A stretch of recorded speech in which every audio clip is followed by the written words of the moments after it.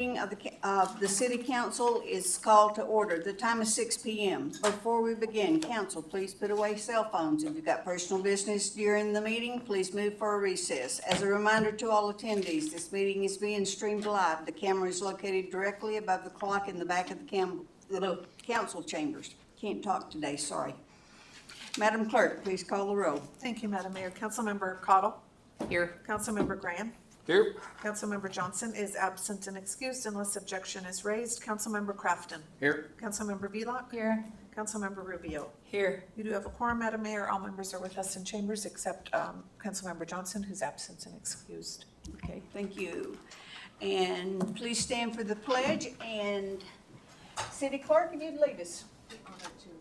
I pledge allegiance to the flag of the United States of America and to the republic for which it stands, one nation under God, indivisible, with liberty and justice for all.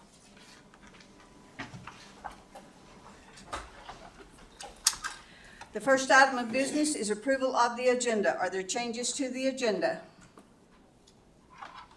Mr. Graham. Sorry, I just left the light on. Lights on, nobody's home. Oh, okay. I'll agree with that. Hearing none, the agenda is approved as presented.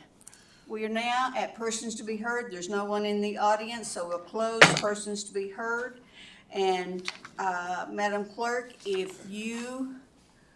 there's no unfinished business. Madam Clerk, please read ordinance serial number 24-24 by title. Thank you, Madam Mayor. Providing for the adoption of the annual budget for fiscal year 2025 and appropriating funds to carry out said budget. Okay.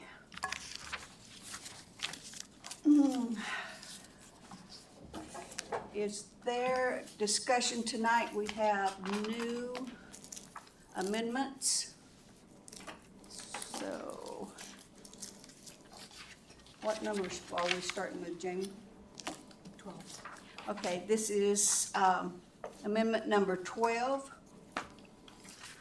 It is City Hall, property maintenance, about City Hall. I need a motion.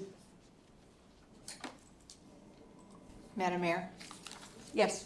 I move to approve amendment number 12. Okay. Graham, second. The motion has been made by Councilmember Cottle and seconded by Councilmember Graham. Is there discussion? Madam Mayor, Yes. I like to make a motion to move into committee of the whole. I'm sorry? Like to move into committee of the whole. Okay. Jamie, we got a motion on the floor. You can move in. Okay. All right. And Rubio seconds. the motion to move into committee of the whole was made by Councilmember Cottle and seconded by Rubio. We are now in committee of the whole. Okay, Councilmember Madam Cottle. Mayor, the reason I did this amendment and bring this up is I feel like we don't have enough information to approve this CIP. And I know Councilmember Johnson was a little concerned about this, that the only thing the CIP asks for is basically study for a new city hall. No other options at all, no plan moving forward. And I just think that this is something that we all need to discuss before we move on this at all. I've asked if there was, documents that came to the city council before I came on and was told that, no, there really wasn't anything. So I know that I need more information on this. I need to know what the plan is. For a new city hall, I would like us to look at other options, as Councilmember Johnson had brought up when he was here at that last meeting. I think there's more than just one option to look at, and I'd like to know what the plan is. If we do a study and it says a new city hall, what the plan is to pay for it. There's money's put here in future budgets that will be requested. But I don't know that anybody's been given any idea of how we're gonna pay for that. Is it gonna go to a vote of the residents? I need information on this, and I know other council members do too. So I'm not sure who is gonna be the one to address this, or multiple people. Public Works Director Eric Shaw. Through the mayor. So this is a priority project for the mayor. And so the request for this seed funding is to start that process with the council. The request is to be able to build an RFP with the council's input so that a consultant can assist us in all of the data finding that we need to make the council comfortable. I think the initial request is that the administration feels that we need to start planning for a new building, that this building is at the end of its useful life. It's not serving us as the size of government that we are now. It has long-standing asbestos and mold issues. And so in the idea of planning for the future and dealing with the ongoing concerns that we have with this building, we need to get started with building a plan. These funds would be used in conjunction with an RFP to secure a consultant who would meet the information that you're asking for. So we would ask to identify possible locations within the city.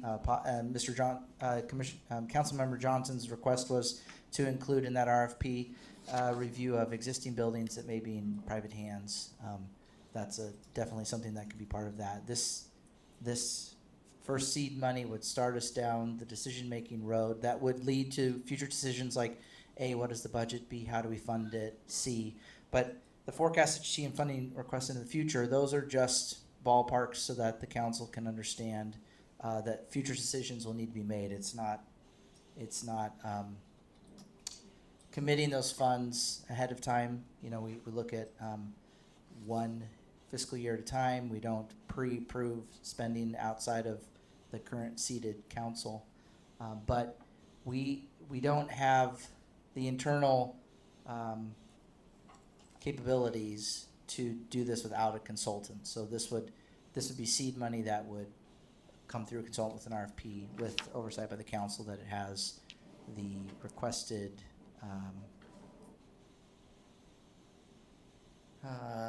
how would I put that? Answers, structure, so that it leads to answering questions that the council has. I don't know of another way to start that process without having some money that we can put towards that and have a consultant come in and lead us through that decision-making process from, planning, architectural, land use side, and then the council would steer what the will is for locations, capabilities, size, if it co-locates MATCOM and the EOP or not, if it involves doing something with this building or a new site. Those are all questions that need guidance through a third-party collaborator, if you will, or coordinator, so that all those discussions can be talked through. Because I think of it like if you've ever built a home, you know kind of what you want, but you need to work with a contractor and architect to see what's possible and what the budget's going to be, and then you have to make all of those decisions. Is it a certain size? Is it for my future so that it's livable, for many, many years? Those are guided questions that we need professional support with, and that starts with this request. I understand what you're saying, if I may continue, Madam Mayor. Yes. I would feel better seeing this come back to us with it written into it that there's also going to be other options pursued, because this only talks about a new city hall and that's it. And just like building a home, you look at other options too. Is it better for me to buy a home than build one? Is it better for me to rent a home? I think we're not doing our due diligence if we don't look at all options, and I would like to see that written into the CIP before it's approved. I don't think that structure is necessary. I think bringing the RFP to you before it goes out to be to the street, I think that makes a lot of sense, but I don't think the CIP needs to have that kind of structure. If the council agrees that we need to start looking for some new, an improvement to the city hall functions, we can manage that within the RFP process, but the CIPs don't typically have that level of detail. And so the RFP won't go out without the council's blessing, and it definitely would not be approved without the council's blessing. So I commit to the idea that we will bring those structures to you. It won't go out until the council is satisfied that answers will be met in those RFPs. I'd also like to caveat that we can change the descriptions underneath these CIPs. We don't have to maintain what's in as these staff reports have been put in.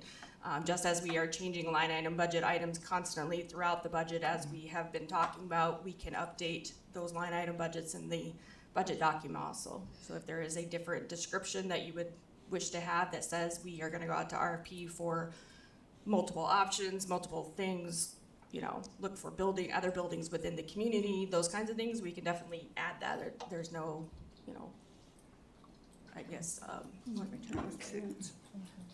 Obstacle. Yeah, Obstacle. There you go. Wait, what is the, sorry. I myself, and I can only speak for myself, I myself do not have enough information about, excuse me, I know there's asbestos in this building. There is in every building this age. There's things that you do to mitigate while you're in the building, and then, you know, eventually you either tear down a building or you'd have the asbestos full mitigation done. But the information I don't have is, where are we overcrowded? Has there been any study done on how we can refigure this building to make it more efficient? I mean, like, I know you guys moved IT, but you're talking about moving IT again. You know, so this is all information that I don't have, that I don't know that any of the council members have. And I think I need some of that information before I can feel comfortable moving forward with something else. I would really like to hear if any of the other council members have any input on this, besides just me, because I know I'm kind of the new kid on the block here and probably don't know near as much as a lot of these council members. Crystal?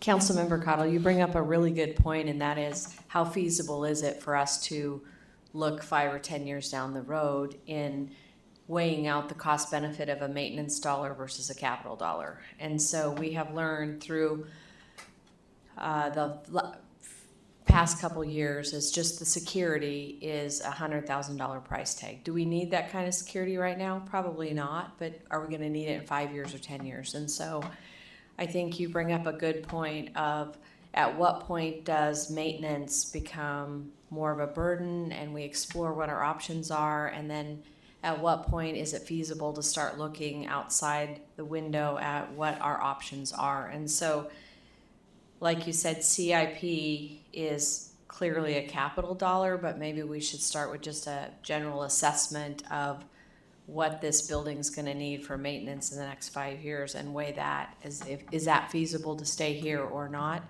And then look at our other operations like MATCOM that are right now in a separate location. Does it make sense to consolidate it?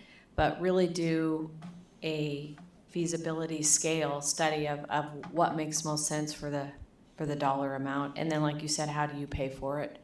Because we don't want to waste your time. We don't want to waste our time. Madam Mayor. Mr. Crafton? Thank you. One thing I want to add also to Eric, this was also brought forward by the council at our planning in December.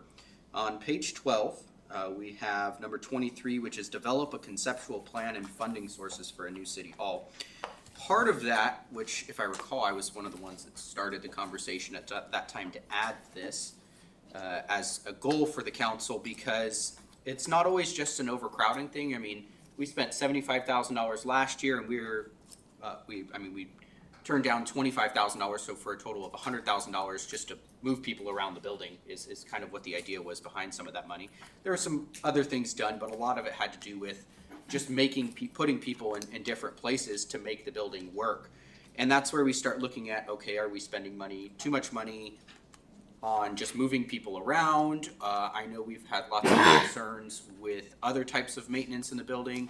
We had quite a few leaks that happen. I swear every time it rains and a breakup happens, we find a new leak somewhere in the building. And so it wasn't just an overcrowding thing, but I think a lot of the conversation stemmed around the aspect of this building is really old, and at some point we need to do something about it. And I don't know if the clerk would say, I think Eric pretty much already said it, but that was my idea. I mean, I like what Mr. Johnson added as well about saying, hey, we need to look at not just new buildings, but maybe we need to purchase something else. Maybe there's some other place out there. Somebody mentioned maybe separating like parts of the team to around different places, leasing different parts of buildings. So I think the study is this. This is going to answer almost all of these questions that we have. Is, again, at the end of the day, kind of like we talked about with the library situation, we could spend this. They bring forward the plans and we go, we're not spending this money right now. We don't want to spend this money right now. We don't have the capability to spend it. And so we could kick that can down the road at that time. But there's a lot of questions about how do we proceed with a city hall that are going to be answered through this. And a big one is the funding source, because again, at the end of the day, we don't even know how much this is going to cost us. Going what Eric says about doing architectural work is, I've helped plenty of people build homes, and they say, I want a 2,500 square foot home, and once you price it out, they go, oh, I can't afford that. And so you scale it back and bring it back within a range that's capable or comfortable for them to spend in. So I think the goal of this is to answer a lot of questions so that we can even determine if it's worth it for us to go towards a new city hall. So I like the idea of leaving this in here. It's something that, because again, if we push this off for another year, I mean, it's not like if we decide we want to build a city hall, we're going to have it tomorrow. It's going to be multiple years before we even see the building ready again. So we have to keep that in mind. Thank you. Further discussion? Madam Mayor? Nikki? Yeah, after hearing Eric and Cassie's explanation, and I do, of course, see Kathy's point, and Ian's, this is just the study. We do need an expert to look at this, and we can tell them, you know, we want to look at this bill. I love old buildings and I love old houses myself, and I would love to know what would it take to keep this building and get it, you know, up to where it's livable and, you know, you don't walk into mold and have allergy issues. Or I would love to know that. I would love that we could keep this piece of history here in Wasilla. You know, is it feasible? Maybe it is a better option to do something different, but I think that's what this study will tell us, is what you're saying is, you know, this just gets us the money to have someone look at it, and we work with them to price out different options. So I am for keeping this in the budget now. Mr. Graham? Thank you, Madam Mayor. So I don't look at this as a study. I look at this as a $32 million budget item, which is what it says right here in the book. This is the budget that was brought forward by the administration. It says, we're going to do this study, and then based on this study, we're going to tell them what we want, and then we're going to come forward and ask for $32 million to build a new city hall. That's not the place to start. The place to start is right here at the dais, is right here having a discussion, finding out from staff members, finding out from our residents, the people who use the services of City Hall, what the issues are and what the problems are. And then based on that discussion, you then move on to say, well, now we need a consultant to look at, are we staying, are we moving, are we splitting up? What is it that we're doing? What is it that's going to best serve our residents? And that has to be the key. I haven't seen in this City Hall the residents not being served and not being tended to because of the configuration of the building or the lack of space in the building or the fact that MATCOM is in a different location.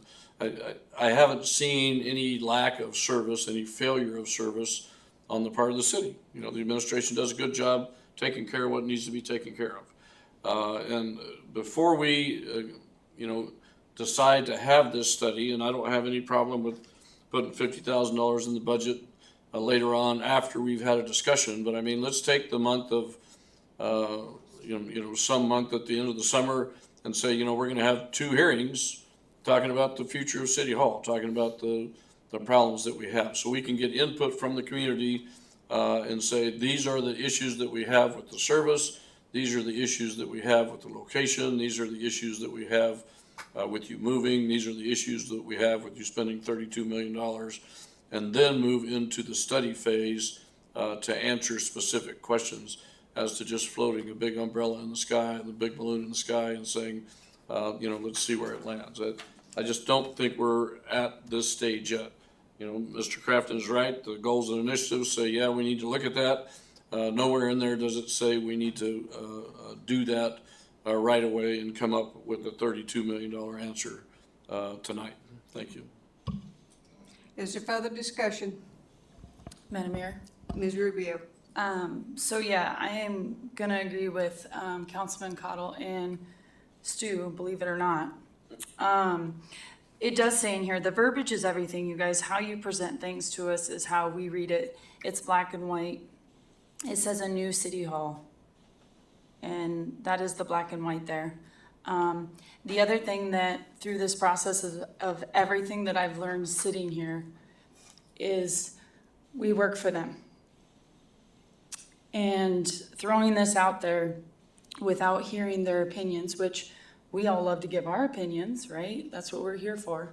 I love to hear them weigh in on every part of that conversation. And then eventually they will vote too, right? So I like the idea of bringing it back for sure. But I do like the idea of bringing it back through the dais, through the public first.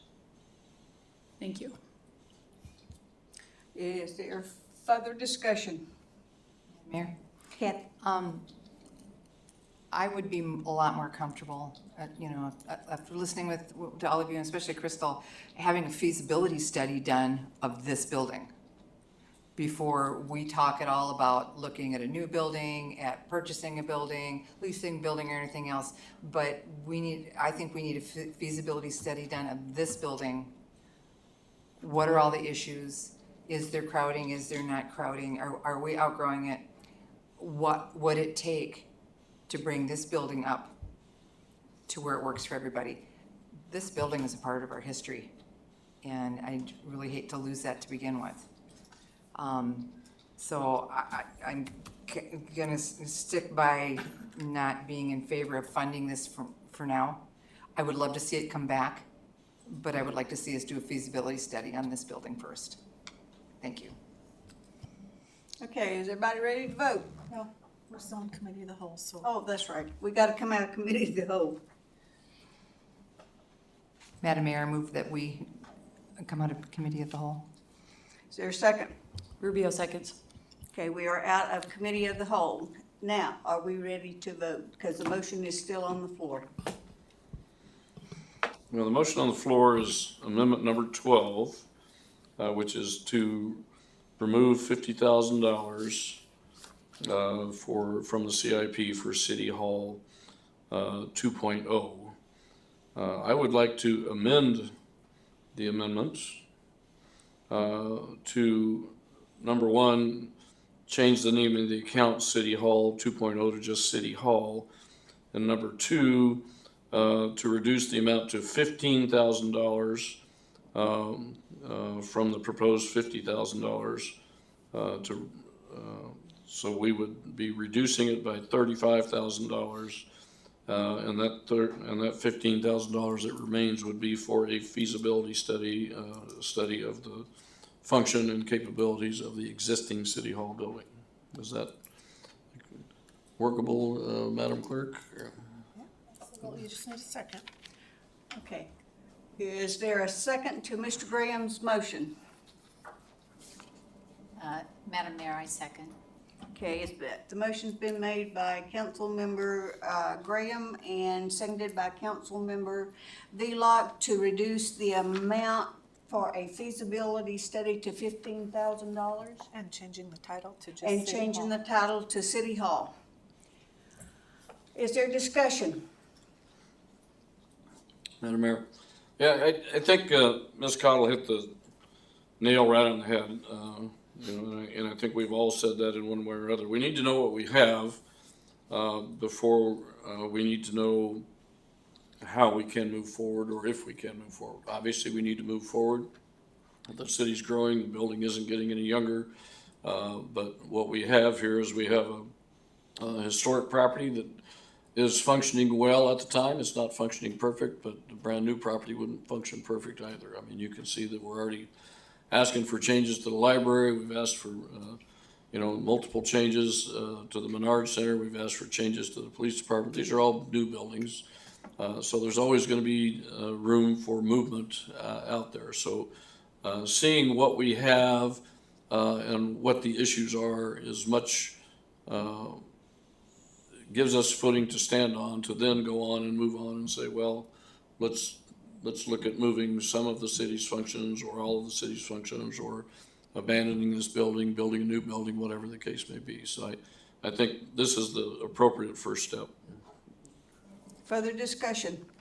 Madam Mayor? Ms. Velock? Yeah, I'm in agreement. I don't know how much a feasibility study will cost. I think Stu probably doesn't know, but 15,000 probably sounded good. I just want the administration to know that, go out and find out how much a feasibility study would be and then bring that back to the council for Through the approval. chair to Councilmember Velock, actually the reduction it leaves, if I'm not incorrect, $30,000. Because he's reducing 50 by 15. Is that what you're doing? I thought it was No, going to 35. be 15. 215. It's going to, my apologies, it'll be $15,000 allocated for the study, so a reduction of $35,000. Okay. And that is a seat of my pants wag there. I'm sure if Public Works goes out and says, well, looks like nobody's interested in doing it for less than $22,000, then they'll just bring it back to the council, so. Yes, thank you. Further discussion? Hearing none. And the first vote that we're gonna take is on the amendment to the amendment number 12. Is there objection to the motion? Madam Mayor, I object to the motion. Okay, roll call vote. Okay. So this is on the amendment. Councilmember Cottle, Yes. Graham, Yes. Crafton, No. Velock, Yes, Rubio. Yes. Madam Mayor, that amendment passes with council members, the secondary amendment with council members Cottle, Graham, Velock, and Rubio in support. Crafton opposed, Johnson is absent. Okay. So now, do you want to vote on the amendment Yes. as amended? Yes, we want to vote on the amendment as amended. Councilmember Cottle, Yes. Graham, Just to make sure I'm voting for the right thing here. So if I vote yes, I'm voting to reduce the funding to $15,000. that's exactly what you said. I vote yes. Crafton, No. Velock, yes, Rubio. Yes. Madam Mayor, amendment number 12 as amended passes with council members Cottle, Graham, Velock, Rubio in support. Crafton opposed, Johnson absent. Okay, moving on to amendment number 13. Strike one tech special two from WPD's budget and hire long-term contract employee, like the 20-plus year ACS employee at MATCOM. Do I have a motion? Rubio makes a motion. Is there a second? Graham will second. Is there discussion? Madam Mayor? Yes. Ms. Rubio? To the chief, we talked about kind of the obligations of that full-time position and what it does for our PERS, what it does for all the obligations that we have for that. And I just love subcontractors. And as you can tell, I put in there as an example of that 20-plus year employee at MatCom. So I walk on a thin line of, I want this, but I also don't want to take on that responsibility. So contracting it, I just feel like is a better route. But Chief, can you give me some? No doubt that, to the council, no doubt that 20 years with a contracted employee is a huge benefit with that knowledge. Statistically right now, we'd be very lucky to have that long-term employee. It's a gamble, I think. Last thing that I want to kind of get into is a constant rotation of contracted employees for a limited market that can provide that service coming in and out of the PD with the amount of clearance that I need in starting projects over. I think the rarity of having that individual over at MatCom has been a huge plus. I'm just not anticipating that longevity from here on out, and I don't want a constant flow of employees coming, contracted employees coming in through the PD. And the flip side of that is that there's the same risk of having internal or employees coming constantly through that. Currently, the plan right now would be open up internally because there are some individuals internally with the PD that are within the city that would qualify for that. That already has that extensive knowledge, that working relationship, and already has a lot of the CGIS requirements that I'm required to have. Personally, from my own personal business that we have, I have dealt with contract employees, and personally, I'll never do it again. But that's my own personal opinion. I get that there is an employee, and I remember Cassie had just mentioned that PERS is something we pay into, but maybe she could relate a little bit more on the PERS requirement and actually talk about the true cost of what the new contract is with the current vendor for that. So a prior amendment, I believe it was amendment number 2, if I recall, was an amendment for an additional $54,000 to MatCom's budget. That is because of the increase to services for that ACS contract that we currently have at MatCom. That contract equates to roughly about $180,000 for that current FTE that is stationed at MatCom. So an employee with and currently budgeted within this is roughly about $130,000. So they were in line with what we currently pay for our tech support 2s that we have on budget. And so now that with the increase to ACS contract for that service over at MatCom, we're going to have an additional, even more than what's currently in the budget for a subcontractor. In regards to additional money for PERS, with all of our FTEs, obviously full-time FTEs we pay into PERS, but with this being a tech support 2, there are other tech 2s within the city, so therefore we wouldn't, unless we're no longer having any of our tech supports 2, then we would have to do a termination study, which are where there are big cost allocations that happen within the Department of Retirement and Benefits. Otherwise, the normal benefits that they pay for all of our staff is the same for that employee as any of us. So, does that help you at all? Now, Okay, Cassie, further discussion? it's my understanding from previous years that the salary cost of the employee, if you add about 61% of that, when you add in benefits, which would include PERS, is the actual cost of that employee. So you mentioned $130,000. Was that the salary cost, or what was that cost? That's the total benefits, salary and benefits is what we currently have estimated. That employee would be coming in with a few years, but they wouldn't be coming in with,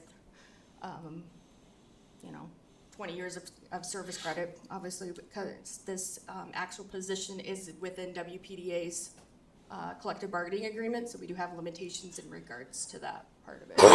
They would fall on their salary schedule versus our non-rep salary schedule that we have for our current citywide Tech 2 that we currently have. So there are different salary schedules due to what bargaining agreement or non-bargaining agreement they're in. Okay, is there further discussion? Madam Mayor?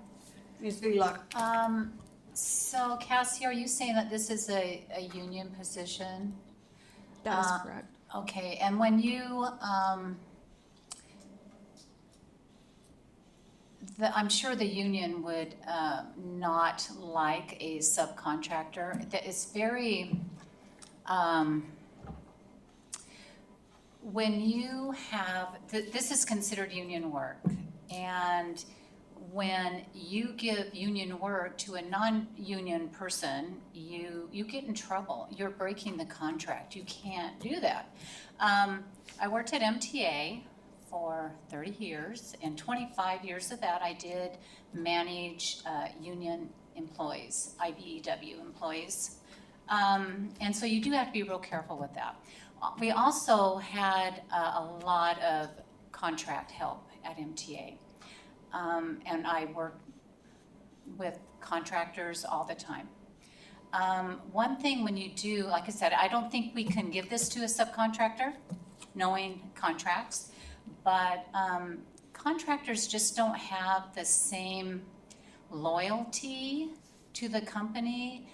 When you're hiring people, you know, and we're going through work right now on how to retain, how to attract and retain employees, and part of that is the security and the loyalty, and they're willing to go the extra mile when they're part of the team.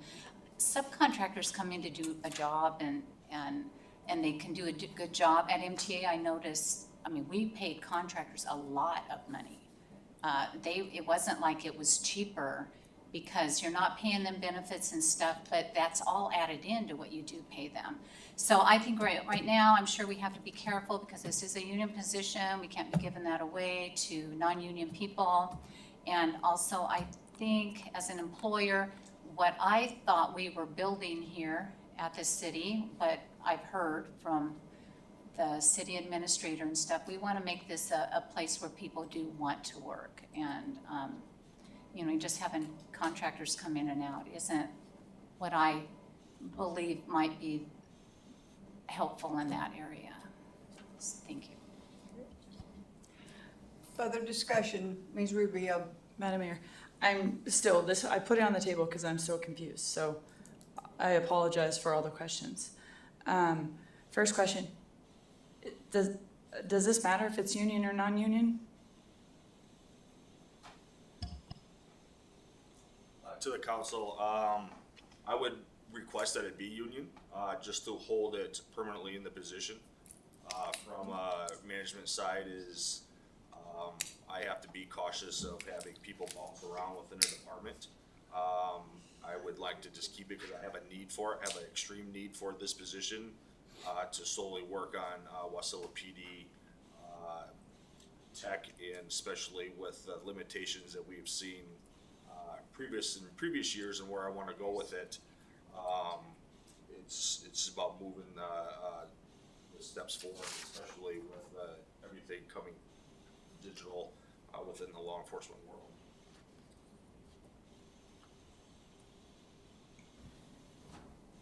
And then on the side note, I just have a question, because with Councilman Vlock, contractors, subcontractors, they are running their businesses. That is all they have, is their contract is their business. So subcontractors, I feel like, are very loyal just as an employee. I don't really put them from one side to the other. If they don't do a good job, a subcontractor would not get their new contract. So I was just on this line of, if it's requested by the chief, I understand that, but it's not required, correct?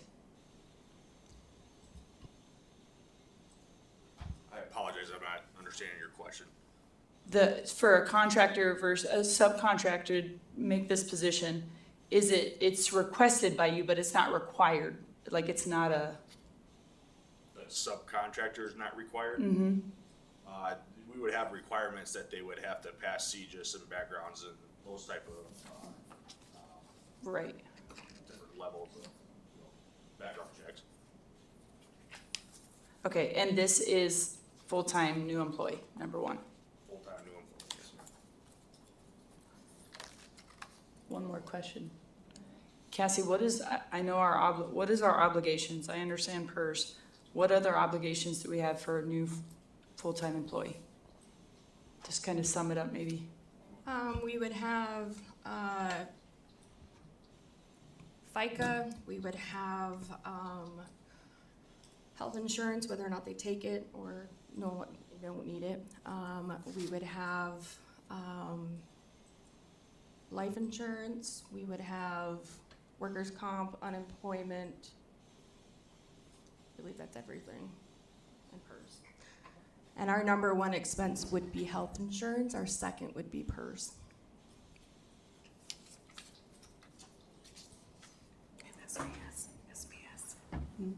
Oh, and SBS, correct. Madam Mayor? Ms. Okay, one more Wheelock? thing. Just to clarify, and maybe I'm confused, and maybe these contracts are different.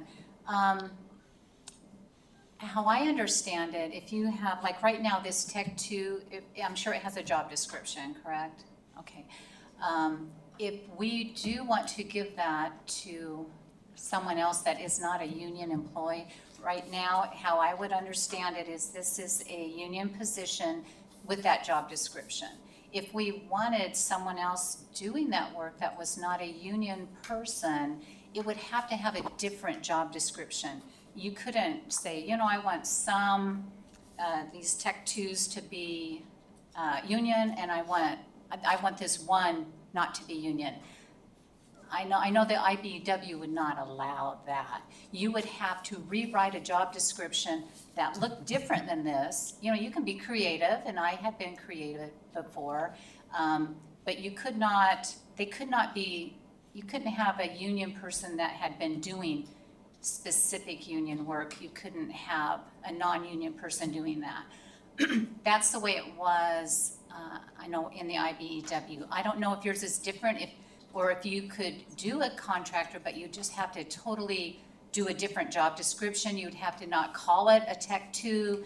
You would have to call it whatever you wanted. You couldn't just give that to a contractor. You'd have to rewrite. Is that correct? Yes. Yeah, okay. And I just found in their actual contract on page 7 of it, and I can print off a copy if it's needed to. There is a clause in their contract that it says the parties understand that the city may subcontract where there is a temporary specific project need in the department or departments, so long as the subcontracting will not reduce or eliminate existing bargaining unit work. Okay. So yes. Yes, you are thank you. correct. Mr. Graham? Thank you, Madam Mayor. A couple things. Number one, Chief, this position is essentially being brought on with the assumption of retirement or the leaving of the person currently doing those duties? Is that not true? Okay. So, This is, we have found that right now we're splitting between MATCOM, the current tech is splitting in between MATCOM and WPD. To the tune of basically 60% to MATCOM, 40% to WPD. Our workload and what needs to be done has been limiting what we need, and that 40% is not getting it done. It has delayed multiple projects. Expertise in both areas, but I need a full-time tech to work on just the maintenance and the maintaining along with the projects that I want to move forward.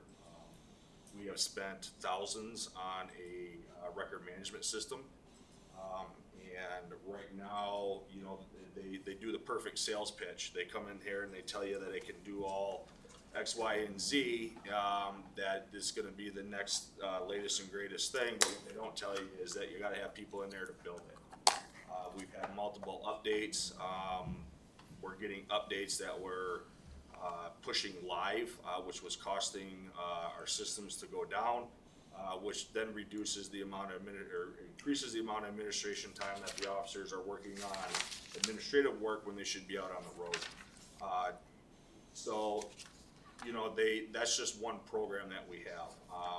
Everything that we're doing from asset management to scheduling to our SharePoint, to getting evidence over to, in cases over to the prosecutors, the in-car video camera, the redaction, the record request. I mean, the list goes on, and I don't see it ever being a reduction of that. And that's where we need that extra 60% to work on that full time, and then let MATCOM do the specific needs that MATCOM needs to do. And that 40% of a technician that you currently have access to, that is a non-union position. So it's not like we're getting rid of a union position and we're getting something that the union has allowed, but now we're gonna replace that 40% non-union with 100% union. Is that No, how the I'm understanding position it? right now of the tech is a union position. It is classified in the union. It is a WPDA position. Okay, thank you. Further discussion? Madam Mayor, Kathy? through the mayor, Chief, so you've got a 40% position now, and you want to 100%, so basically you're gonna do away with that 40% position, so your budget, kind of in reality, you're getting rid of the 40%, getting 100%, so your budget's kind of only gonna go up for 60 more %, is that correct? Yes, ma'am. Okay, and then, to the finance director, Cassie, help me understand when you were comparing, what it's costing for the ACS employee and the increase in their contract, that by having a full-time person, at the PD and not dealing with their portion of an ACS position. Were you saying it was actually a cost savings, including benefits for this position? That is correct. And that includes PERS? Correct. Okay, that's what I wanted to make sure, thank you. And also the reason MATCOM has an ACS position is because that person is dedicated to the actual phone lines within that building. That's one of their main duties for that, and their ACS phone lines, so they have to have an ACS person operating them on. And we've also had this person in that, this contract for at least, I think, over 20 years or so, maybe even longer, as I understand it. So it's a continual contract that we've had, and this person has great knowledge within the systems in MATCOM, but it has a dedicated portion of their time is with the actual phone line systems behind the scenes. So that's another part of it. All right, thank you. You're welcome. Further discussion? Hearing none, is there objection to the motion? Strike it. Okay. Hearing none? No, I think there is. So what the motion is to strike it. So I think some I have people an don't objection. want us, yes. I'm sorry, I object. Councilmember Graham, amendment number 13, striking the Tech 2 position from the proposed budget. My vote is no. Councilmember Crafton, No is keeping the position, correct? no is keeping the Correct. position. My vote is no. Velock, No, Rubio, That's why I put it on here, so we could talk about it. So mine is no. Cottle. No. Madam Mayor, that motion passes unanimously with Cottle, Graham, Crafton, Velock, and Rubio opposed. Councilmember Johnson is absent, so amendment number 13 fails. Okay. Amendment number 14, strike utility supervisor, bring back ordinance when current employee submits retirement or resignation. I need a motion. Rubio makes a motion. Graham will second. The motion has been made by Rubio and seconded by Graham. Is there discussion? Again, sorry, Madam Mayor. Again, I put it on here so that we could talk about it. Can you walk me through this, Eric? So, in working with finance director to discuss what we can do about our not retention, succession planning, we proposed this overlap so that we could have someone who was licensed and capable of stepping into that position, understand what the state of our facilities are and how it's designed, how it operates, where its weak links are, so that we can download as much of that institutional knowledge as possible before this position, the current holder of this position, retires. And so this request is to protect the resiliency and the knowledge of our facilities, so that we don't find ourselves in a situation where we have ununderstood emergencies in our water and our sewer systems. Further discussion? Madam Mayor. Yeah. Eric, has that person, you know this one person is leaving, but they haven't put in a date, or do you have an idea how many years they plan to stay, or? Yeah, so speaking with the supervisor now, he's been with the city for over 20 years. And so with his future planning, he expects to retire in not this April, not April 25, but likely April 26, 2026. And so while that seems like a long time, the problems that we deal with are very seasonal. And so to see them once a year, such as frozen sewers or leaks that start in the spring as they've frozen in the middle of winter, you know, that's not a lot of overlap to understand where the vulnerabilities in our systems are. Further discussion? Mr. Graham? Thank you, Madam Mayor. So Eric, run me through this again. I think we talked about this a little bit in the last couple of days, but so we don't have anybody in the system right now, and you don't have like a cross-training flow for supervisors in other departments to learn, you know, what those other departments are doing. So we don't, when you talk about succession planning, right now succession planning is 0. So what you're saying is to have a succession plan, we need to bring somebody new on board. We need to add a new FTE and a new position to PERS. Is that what I'm hearing? Well, so the first question about cross-training, the way the licensing in the state of Alaska and most of the United States is that you must pass tests to be licensed both in, there's actually 4 licenses. There's water treatment, water distribution.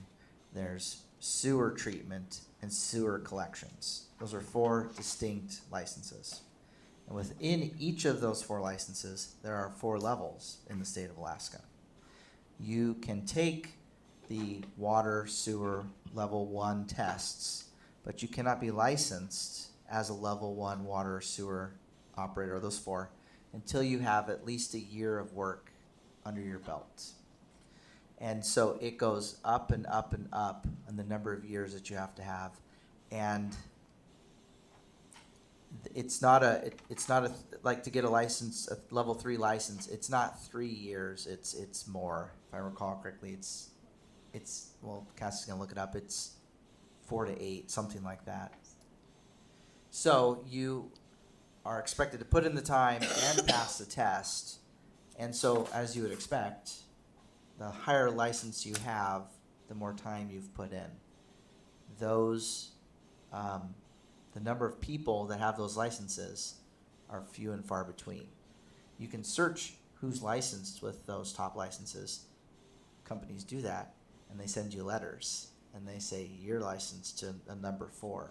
You should come work for me. So it's a very tight job market, and so we see when we put it out to the marketplace to hire, especially like our entry-level positions, they're even being very sought after, and so we have a hard time competing in the marketplace for those positions.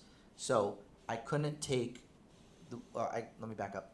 The way the system's built right now, the supervisor is the most licensed person in our system. So we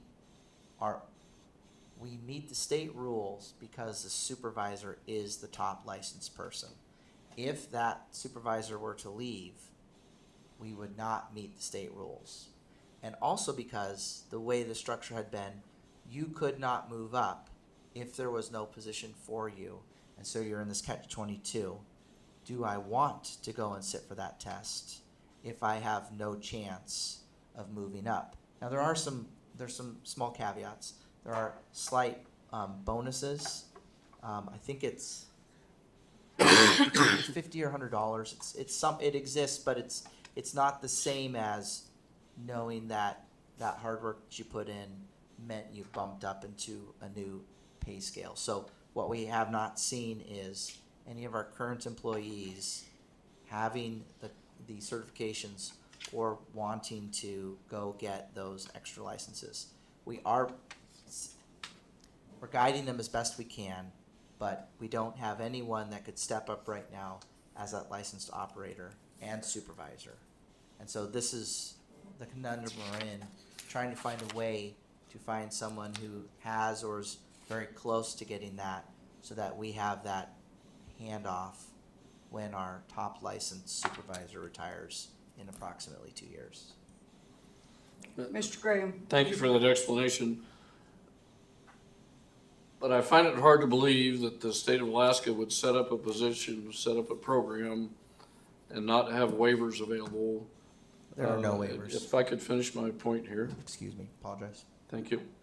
I find it hard to believe that the state of Alaska would create it where you have to now create a new permanent position, and that's a PERS position on top of that, where you have to have 2 of these utility supervisors and pay for 2 utility supervisors in PERS for the rest of your life, because the system is set up that way, even though the testing pretty much makes it where you can only have 1. So how are other cities, municipalities dealing with this? I haven't heard of others where you have 2 top guys. You have 1 guy at the top, and then you have deputies underneath him that may be interested in moving up. They may not. Some people like to stay number 2, and that's just fine. Well, I guess I shouldn't say that in sewage, but some people like the second position, and that's just fine. But typically there's some sort of planning there that doesn't require you to create a new FTE at the top of the pay scale, paying into PERS based on the top of that pay scale for the rest of the life of the city. I'm missing something here. I mean, what are we doing differently, or what are we not doing that has created this situation? And is it something that's waiverable, or is it something you have talked with other cities about how they dealt with when their top guy leaves?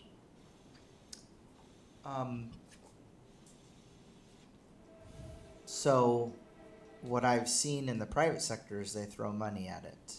So if Doyon needs a level 4 operator, they find a level 4 operator and they say, you get paid X, I'll give you 150% of X. Come work for me. So because of the state licensing's requirements, they're very, very strict.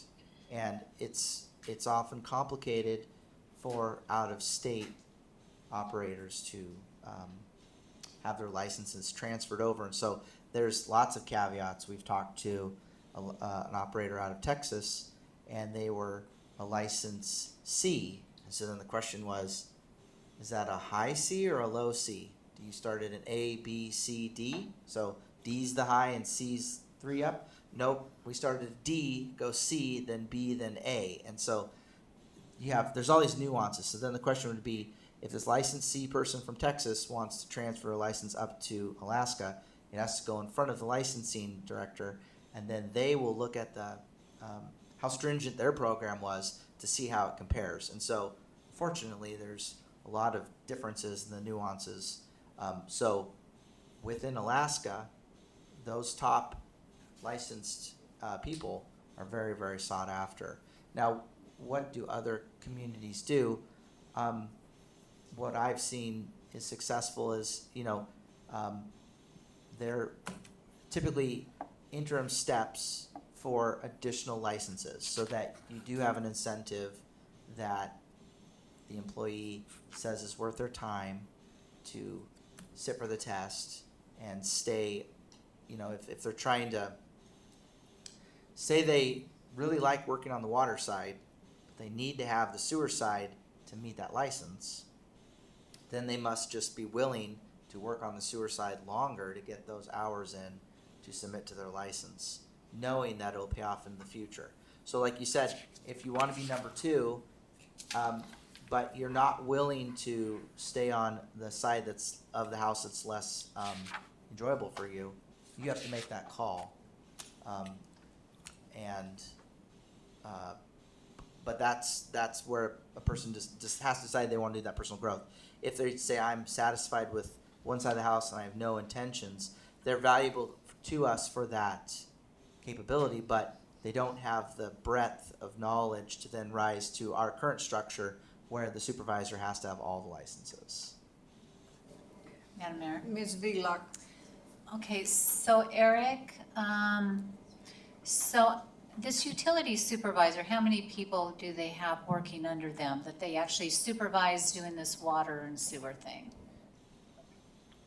Oh, I should have this memorized. 9, I believe. Oh, okay, quite a few. Yeah. And so you're not, if this job posts, do you expect any of them to bid on it? If Any the of job those employees? became available, are Yes. you're asking? I don't know of anyone who's qualified within our current staff. Could they, like, let's say this current supervisor isn't leaving for a couple of years, if you know someone's interested, they could be shadowing now. I don't know if you have to pay them differential or whatever, but couldn't they we don't hire someone right now as another utility supervisor, but we know this one person has shown interest, hey, you want to shadow? He could, I would think, even without the title, he could earn those licenses, I would think, and maybe shadow this guy until, he is ready to leave, and when the supervisor leaves, he can step into that position, not necessarily have 2, but can we train someone like that?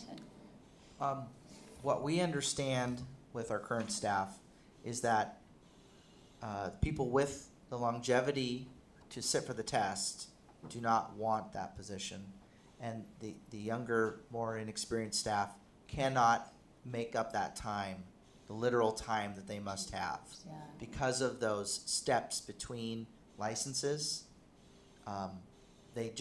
It's not feasible to have that time. They don't have enough time in to sit for those next tests.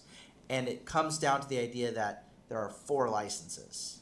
Right? So mathematically, there's only one person that could do it, and they're not interested. We would, of course, have the position open to internal first, but the mathematics of it and the ranking that you'd have to put in for your licenses, we don't see that being a feasible way to fill this position.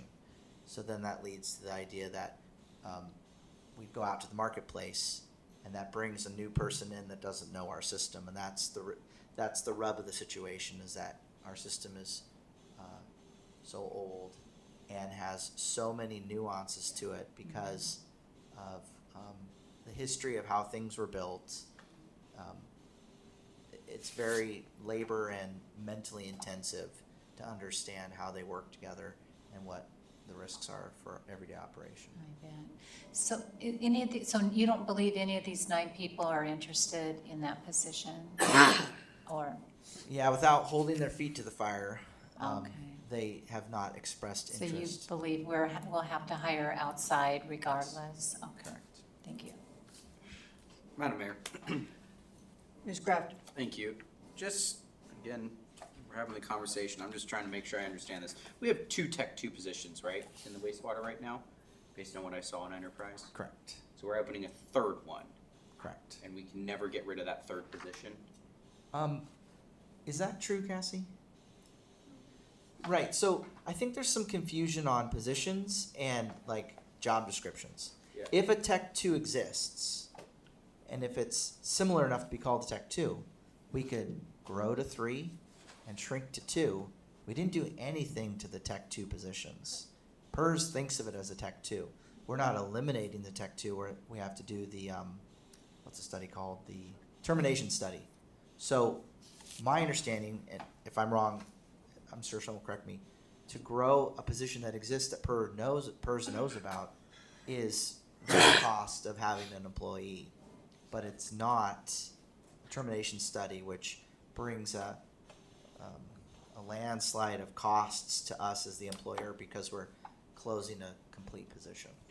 So if I may follow up, Mayor. Yes. So really the intention here is we're opening a position so that we have somebody to shadow. And as soon as this other person retires, I would assume the intention is to go back down to only having, we're not gonna hire a third one at that point. We're not hiring a third Tech 2. It's a surge overlap position within the existing PERS architecture.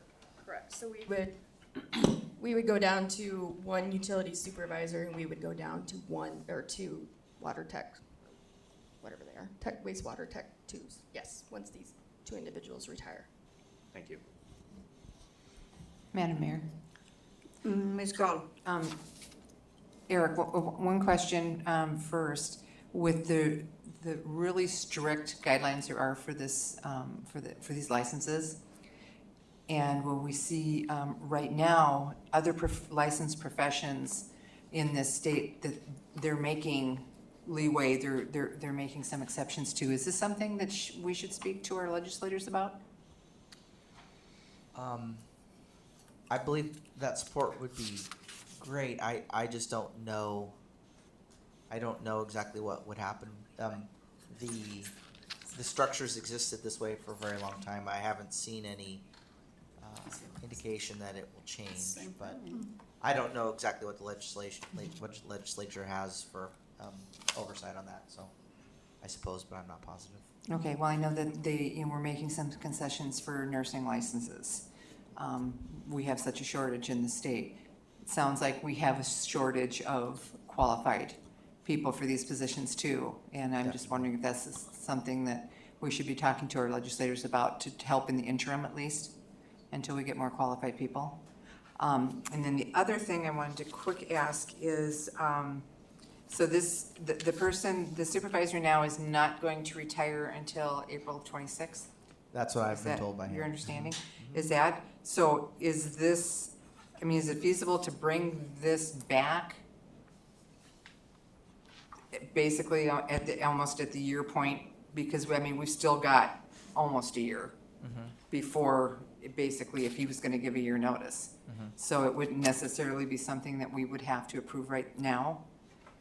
Is this something, and maybe the finance director can answer this, is this something that can be brought back as an ask to the budget? It would be probably right before the next budget cycle, but not necessarily have to approve this in the budget right now.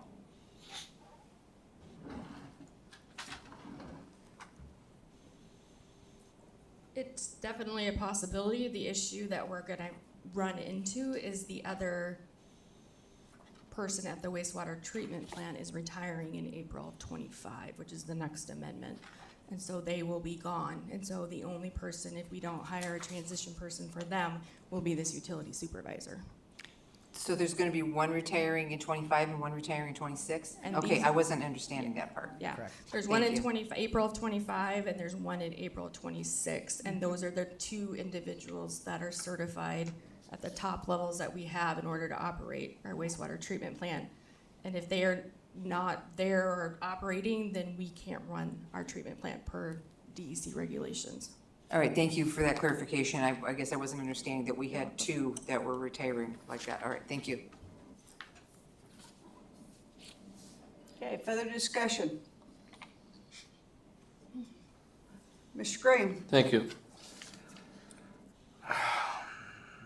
You know, you mentioned, Eric, that, you know, the way the private sector fixes this is to throw money at it. Well, it's also the way that government works in many ways. I mean, if we look at the state of Alaska, the more technical the person, the more money they make. And there are well over 100 people that work for the state of Alaska that make more money than the governor. And that's because they have particular technical skills or knowledge that make them more valuable. Should we be looking long-term at the fact that maybe this particular operator needs to be on a different level, a pay level above the mayor's level, because they're not really a manager. I mean, they are a supervisory technician of the highest caliber. Do we need to look at that in the future? Do you think that doesn't solve the problem now, but eventually we're going to have this issue come up again with? Yeah, through the mayor. So what you're touching on is actually what you heard during the initial pay increase discussions that we had several months ago. So you heard from John Becker, who is the supervisor that we're discussing the position for, who talked about how the separation between his pay and the people he supervised had been degraded over time because he's a non-rep and the union members below him had negotiated increases. And so he did see a marked decrease in the headroom or the offset between who he supervised and his pay. And so you're kind of touching on something that he was alluding to during his public comments on that. So market, I think the plan is still to provide a market study to the council about non-represented positions. This would be one of those that would be identified when that information comes out. So you should have those numbers as that project starts. Further discussion? Madam Mayor, just to clear it up, so this position is a new utility supervisor position. Ultimately, as one retires and the shadow becomes. Yes, so one would go to 2 and then it would drop back down to 1. So just to be Mr. Graham. clear, are we adding a position or are we just reclassifying a position when it comes to PERS? We are adding a position, and then once the individual retires, then that position will go away. And since we have a current person in that position, then a termination study doesn't need to be done. Well, and we've determined over the years that we don't do termination studies because they're terribly expensive. And so essentially we're adding one FTE from here till the end of time. No. That's how I see that. No. We will have an open position once they retire. That position will not be filled, and we will have the new person who is in the second utility supervisor position will be the only supervisor position. But we will continue to pay into PERS for that empty position, correct? No.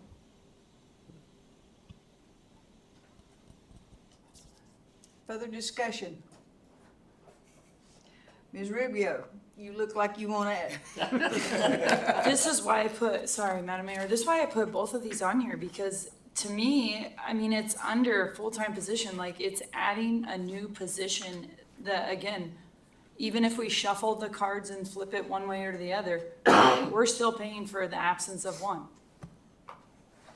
Tell me we're not, and Cassie, can you, We are going to be paying the PERS on these individuals while they are employed with us, yes. But once the retirement goes away, those people will go to the retirement benefits and they will get their retirement from the state of Alaska, and we no longer pay anything for them.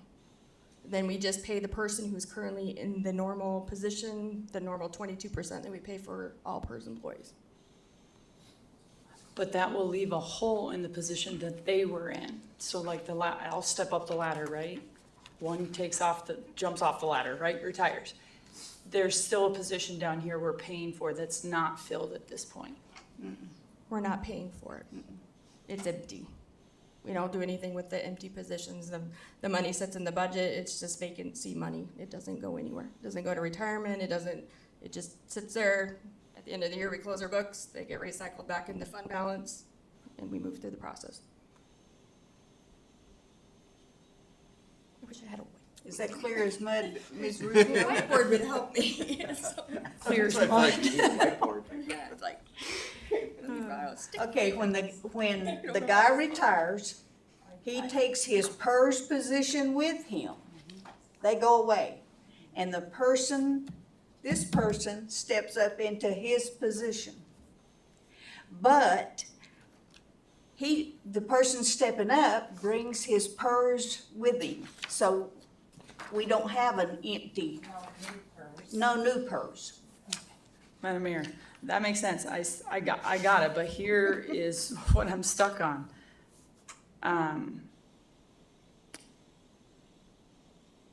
That person retires and leaves. The next person fills that vacancy. What if our guy that says we're gonna retire in a year or 2 years doesn't put in his, what is the notice they have to do? What if, hypothetically thinking, what if life fell apart for that human, because it does, and they say, I gotta work another 10 years, I'm sorry. What's our next move? We force him to retire.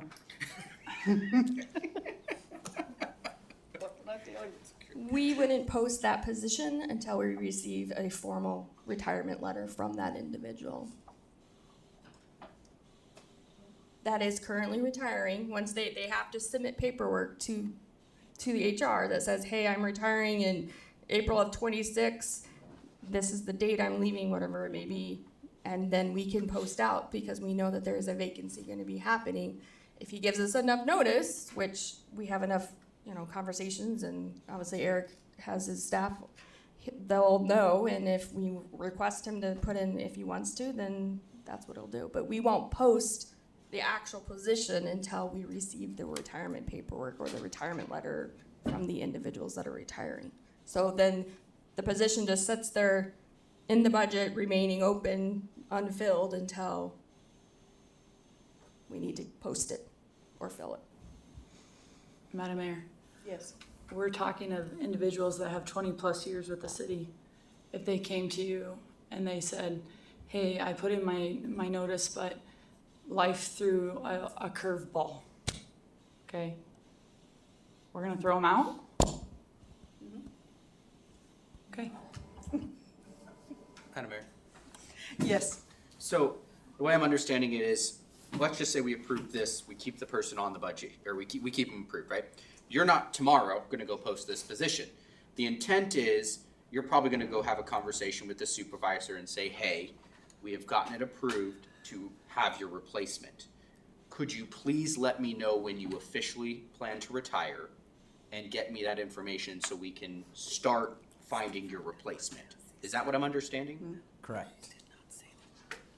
So we're asking for permission to do that. We can't go out and start seeking new positions without the council's support, and this is the budget process. Because I didn't understand it. Okay, further discussion? Hearing none, Madam Clerk. Thank you, Madam Mayor. So this is on amendment number 14, which moves to strike the utility supervisor position, which is a new position from the ordinance, bring back ordinance when current employee submits retirement or resignation. Councilmember Crafton, A no vote is keeping the position. correct. No. Councilmember Vlock, No. Councilmember Rubio, Yes. Councilmember Cottle, No. Councilmember Graham. I agree that there's just total lack of communication here, and I vote yes. Councilmember, okay, Madam Mayor, that fails. Amendment with Councilmembers Graham and Rubio in favor, Cottle, Crafton, and Vlock opposed, so the position stays in the budget. Okay. All right.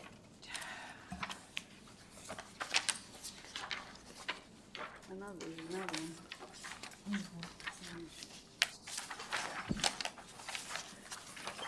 Amendment number 15. Anyone wants to move it? Yeah, does anybody want to move it? Rubio moves it. Is this, okay? Yeah. Graham second.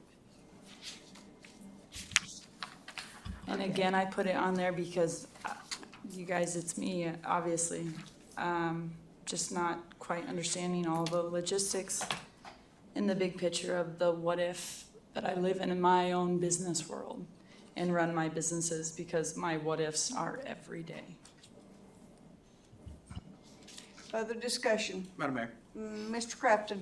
just to clarify too, this is the position that's split between two, or is this a whole nother one? I'm just trying to remember. I know there's one split between the two of them. This is a single one. This is related to the wastewater treatment operator. So this Okay. is the individual who intends to retire April 25. Okay. And so we were discussing the 26 retiree. Now Correct. this is the conversation around the 25 retiree. Correct. Okay. That's what I was Mr. Graham? So we're now at a lower level of technical ability. In the normal process, people would move up later in their career into this wastewater 2 or wastewater tech 2 position. A couple questions for you. Number one, how many people do we have in the wastewater 1 position now? And are any of them going to be able to move could any of them possibly be able to move into the Tech 2 position as far as their licensing goes with the number of hours they need and so on and so forth? And the intent behind that is, why aren't we encouraging these people to move up and then filling the wastewater 1 position or the wastewater operator position? So the first question was, how many Tech 1s? Is that what you just asked? Yes, sir. There's one right now.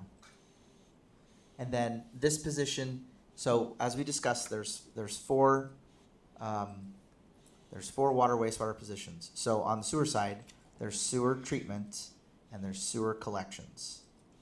And so in sewer treatment, this position is basically the Willy Wonka of the sewer treatment plant. So runs, operates, turns the dials. It's the opposite of brewing beer, basically. So other than weekend coverage, this person is the only person who runs the sewer treatment plant, the guru of our plant. So our Tech 2, there's another Tech 2 in sewer collections. That person, and there's Tech 1 there, those two people respond to all of the failures at our sewer lift stations. So they climb down in the vaults and fix the pumps. And so the cross-training has been to cover emergencies over the weekends, but not run the sewer treatment plant. So the request in this is because that job is so specialized that it needs a shadow, if you will, to learn how our facility works. And there's a lot of testing that collections does not do. So this is the one person who does all the sample collecting for our sewer plant, submits it to DEC, and keeps us in the green with EPA and DEC. We've been so lean on our operations, there hasn't been cross-training because collections is always hair on fire with the number of failures. So treatment will go and help collections when things fall apart, but treatment has been their own little Willy Wonka chocolate factory setup. And once again, is this adding a new PERS position to our payroll, or, that we will, when this person retires, then we're gonna have to do a termination study to get rid of the new one? It does not create a termination study issue. Thank you. Further discussion? Hearing none. Madam Clerk? Thank you. This is on the adoption of amendment number 15, which strikes 1 wastewater tech 2 position. Councilmember Vlock. No. Councilmember Rubio. Yes. Councilmember Cottle. Yes. Councilmember Graham, No. Councilmember Crafton. No. Okay, Madam Mayor, that fails with council members Cottle and Rubio in support, Graham, Crafton, and Velock opposed, and Councilmember Johnson is absent. Okay, that is all of the amendments. Madam Mayor? Mr. Graham, Thank you, Madam Mayor. I move that we go into committee of the whole to include the staff and the council here to talk about some CIP items relating to the budget for next year, which may result in amendments. is there a second? Madam Mayor, I'll second that motion. The motion has been made and seconded to go into the committee of the whole. We are in the committee of the whole at 7:26. Mr. Graham. Thank you, Madam Mayor. First, I'd like to start with the Sports Center. The Sports Center has been doing well, and as you mentioned the other day, Scott, we're up. Our visits Mr. are. Graham, I'm sorry, what page are you on? Where are you? I'm on page 181, which is in the capital or the enterprise funds.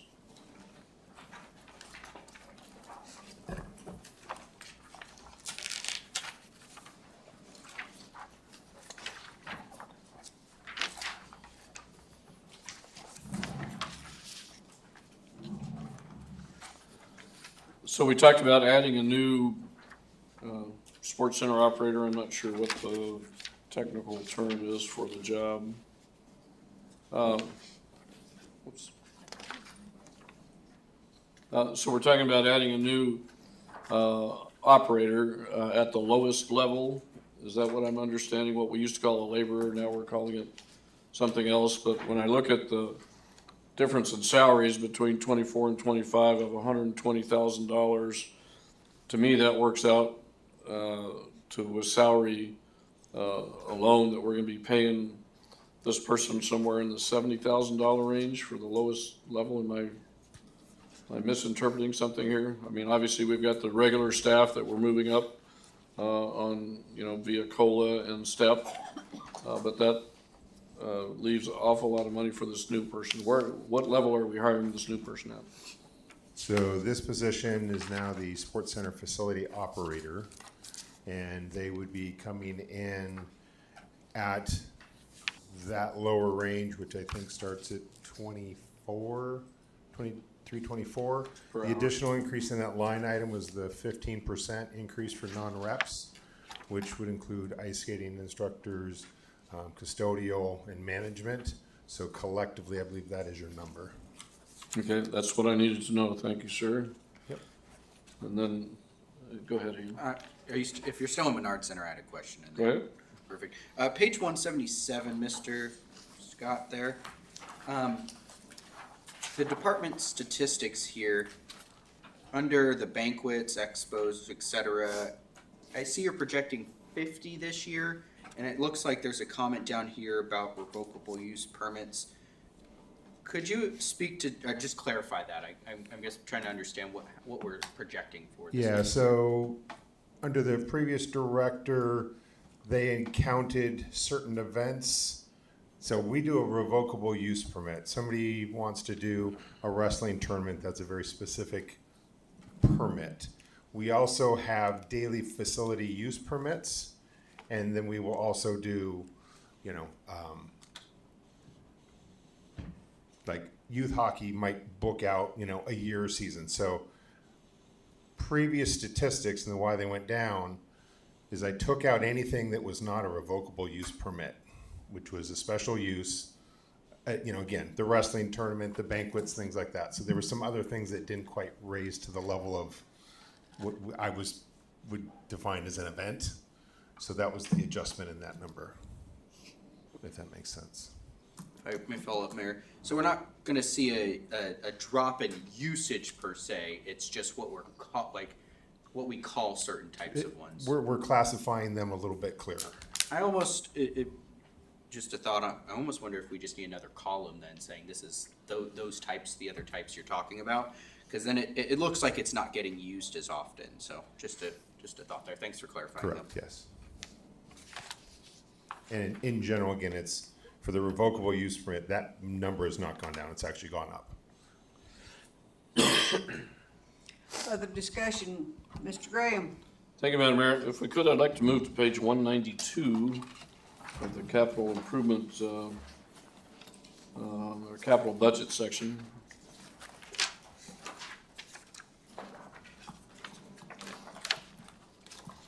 And I'd like to discuss the lobbyists. We talked about it a little bit yesterday and thinking about it through today.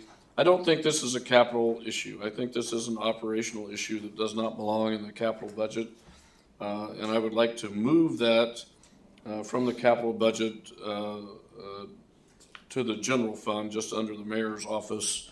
I don't think it's really important that we say, well, he's spending this much time in public works and spending this much time and whatever. It's just, we have a lobbyist for the city, although we do kind of break out how we pay the lawyer, based on planning needs it for so much, and the council needs it for so much, the mayor needs it for so much. I think this is, because it is a consistent and predictable recurring expense, I don't think the capital budget is the proper place for this. So, Madam Clerk, what would be the proper thing to do to move it from here to the mayor's budget? Is that 2 amendments, one to strike it and one to add it? What's? I would consult with the finance director, but we do that out of committee, the whole, but I think you could just change account numbers. I think would be the simplest. Okay, so I'll get with you during a short break and we'll figure out how to make that work legally. But I don't know if anyone else wants to comment on that. I just see it as a recurring predictable expense, which would not be a capital expense. Right, and I think part of the intent with originally when we hired the lobbyist was a lot of those duties that we had to lobby, or before the lobbyist, fell on you as the mayor and our deputy administrator. So I mean, to me, that makes sense, moving it under what would be your budget for, just saying, hey, it falls under your duties. That makes sense. I mean, I will gladly take that. I mean, it's just reclassifying. It makes sense here, so. That lobbyist, he brings millions of dollars to us. Thank you. Take the claim. I'll take him. If I could move on to page 195, I believe this would fall under deputy administrator. The item is new website design. Maybe I've been here too long, but it doesn't seem like it's even been 5 years since we redesigned the website last. Weren't you in that chair last time we redesigned the website? Mm-mm. No, sir, I was not. I'm not gonna take ownership of that. And Okay. I wasn't in my chair either. Okay, I just wanted to make sure we're not redesigning the website every 3 years, just somehow we can do that. Do we know? Sorry to cut in real quick. Do we know when the last time it was updated at all? 5 years ago. Oh, it was 5 years ago. Yep. Yep. So if I could now move on to page 197.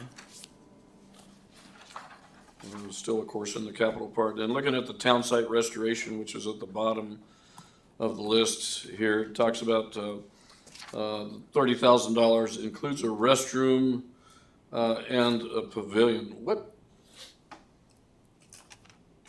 I don't see that much traffic through the town site that would generate the need for a restroom or a sewage vault or anything like that. Is there a reason we're going with that, whereas at the parks we have porta potties? I mean, couldn't we just dress up a porta potty and make it look nice? I'll let Bethany talk to that. Thank you. If I may, sir. So what the plan initially is to provide bathrooms so that we could provide rental space in those facilities. Because right now, the only bathrooms we have are inside the museum that staff have to be there to keep those open. With the recent changes that we've started doing in the town site, we've been seeing an increase of use. We've been seeing an increase of people coming in for picnics. We're trying to make it more welcoming. That pavilion would give us a space to do more of those events and activities we've been trying to do for the past few years that we just don't have the space to do because the one building's in the way. So The town site improvements are what we need to do for those buildings to get them situated so that people can rent them, use them, and facilitate activities in those buildings that we haven't been able to do the last few years. And we're able to put in a restroom for $30,000? We're doing a study right now. We initially wanted to do a larger, I shouldn't say a larger restroom.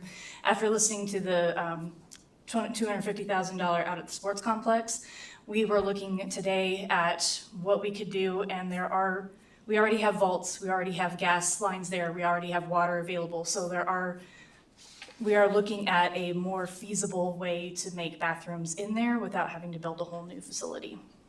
So adapting one of our buildings to have bathrooms in there. One of the town site buildings or one of the? Correct. So we've been looking at ways for cost cutting that allow us to do these activities. So And repurposing Eric these agrees- buildings, which is what everyone wants us to do, is repurpose these buildings. And Eric agrees that the $90,000 over 3 years would be sufficient to, a pretty good guess of, which would allow us to have a pavilion and a bathroom?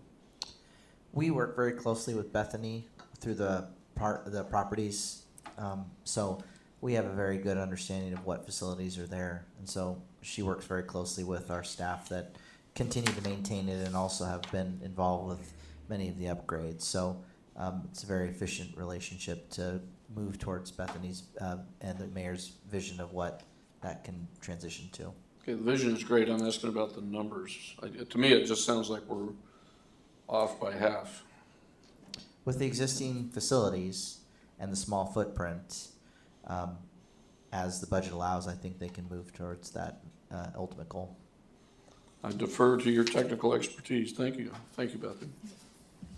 And by the way, we went to Matsu Health Foundation for a grant, and they turned us down for a Right. bathroom. Imagine that. Imagine that. I'd then like to move on to page 198. City Hall access improvements. Funds to improve the security at City Hall by modifying or reconfiguring access points. Another $125,000 over 3 years. Since we're gonna look at, the functionality of City Hall, can't we put this off, or any of these absolutely required for ADA access or for security issues that we have right now that we need to solve? Or is this looking down the road saying this is what we need to have? And if that's the case, I'd rather look at the functionality study before I spend $125,000. I think the functionality study makes sense to proceed this. We've talked a lot about the idea that we were going to move to a card system where you had to swipe, and we've been discussing how expensive that is. We've implemented inexpensive key code door locks that we change on a regular basis. So, I think we've discussed a lot tonight about the council's feeling about identifying projects within the building. So, if this the opinion's changed, I could see that this not going forward until we bring more information back. Thank you, and Madam Mayor, I will be putting forward an amendment to strike that item from the budget. Moving on to page 199. We already took care of that one, sorry. Quite the discussion, thank you, Ms. Cottle, for bringing that up. Moving on to page 201. So Eric, you and I have talked over the last couple of years about Nunley Park, right across the street over here. And we talked about a couple things, and I want to bring this back up and make sure that we get it in the budget. Last year, we talked about putting some security lighting over there in that tree line and some decorative lighting in that tree line. And everybody said, yay, verily, that's a great idea. And we even said it during the budget meetings, but we didn't have a specific line item, is what you told me, so we didn't do it. So now we're at the same place that we were last year with no decorative lighting or security lighting in that tree line. And I know when I go over to Nunley Park, I'm picking up needles out of those trees all the time, just so that our kids don't have them. Not that I have any shortage of them, but we're good. And also, I would like to add on the refurbishment of the caboose, external refurbishment of the caboose over there. So it, it looks attractive, so it looks like it belongs in a kid's city park. It's starting to look like it belongs at the Museum of Transportation and Industry at this point. How do I go about adding that into your budget as specific line items as opposed to just a chunk of money? Do I need to do that here? Because it talks about park improvements. It just says funding includes the phased replacement of Wonderland park features. How would you like that to happen so that you understand that the city hall is expecting those improvements to happen? Or that the city council is expecting those to happen? My preference would be that we have an amendment that says Nunley Park improvements, that has the funding amount that you'd like to put forward to those two projects.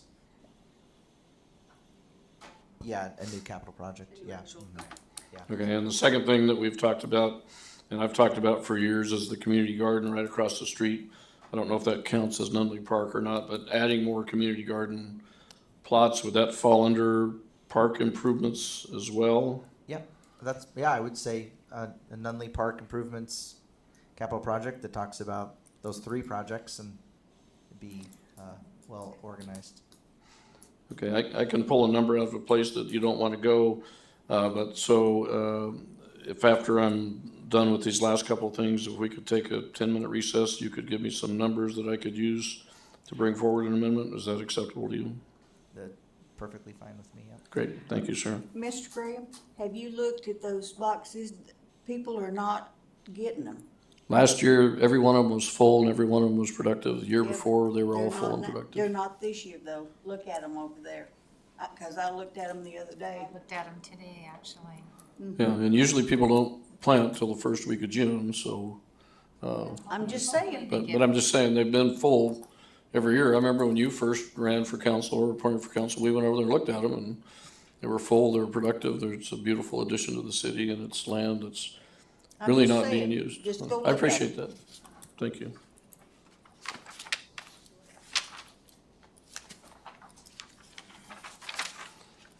Then also, if we could move on to page 204.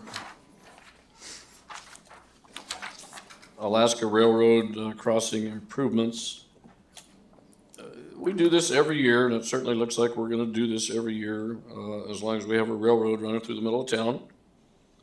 Why is this under capital improvements and not under just some sort of operational budget? Through the mayor, I think that's an excellent question. I don't know why it started out this way. I know at one time we had to build, or we had to pay the railroad to build the crossing, and that was a capital improvement. But once it's there, we just pay them to maintain it. Yeah, But it's because it's.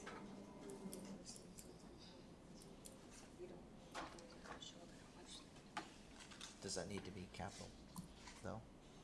CIP? Either that or you're gonna have to come. I think it can just go into the maintenance. Oh, okay, so, maybe you wanna speak to that then?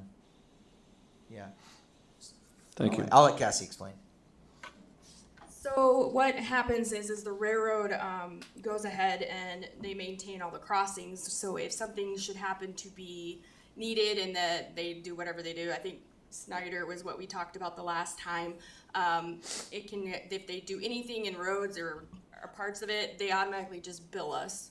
They also bill us for anytime an observation person has to be out there when we're close to the railroad's easement areas. And so we never know what that bill is going to be, and so therefore we always have a chunk of money set aside for the roads department to have, because it's whenever the railroad deems it's a needed fix of any kind, and so we leave a small chunk of fund balance in there for that, so that if they do something, some big crossing needs to happen, we have no idea. They don't give us estimates, they don't give us any quotes, they just bill us, and so if we are needing to pay the railroad in a timely manner, we would have to come back for appropriating authority and up the budget through 2 meetings and through the whole process. So that's the reason we kind of have it in capital, because it's a capital project that goes up and down. It fluctuates year to year just on usages of our railroad crossings.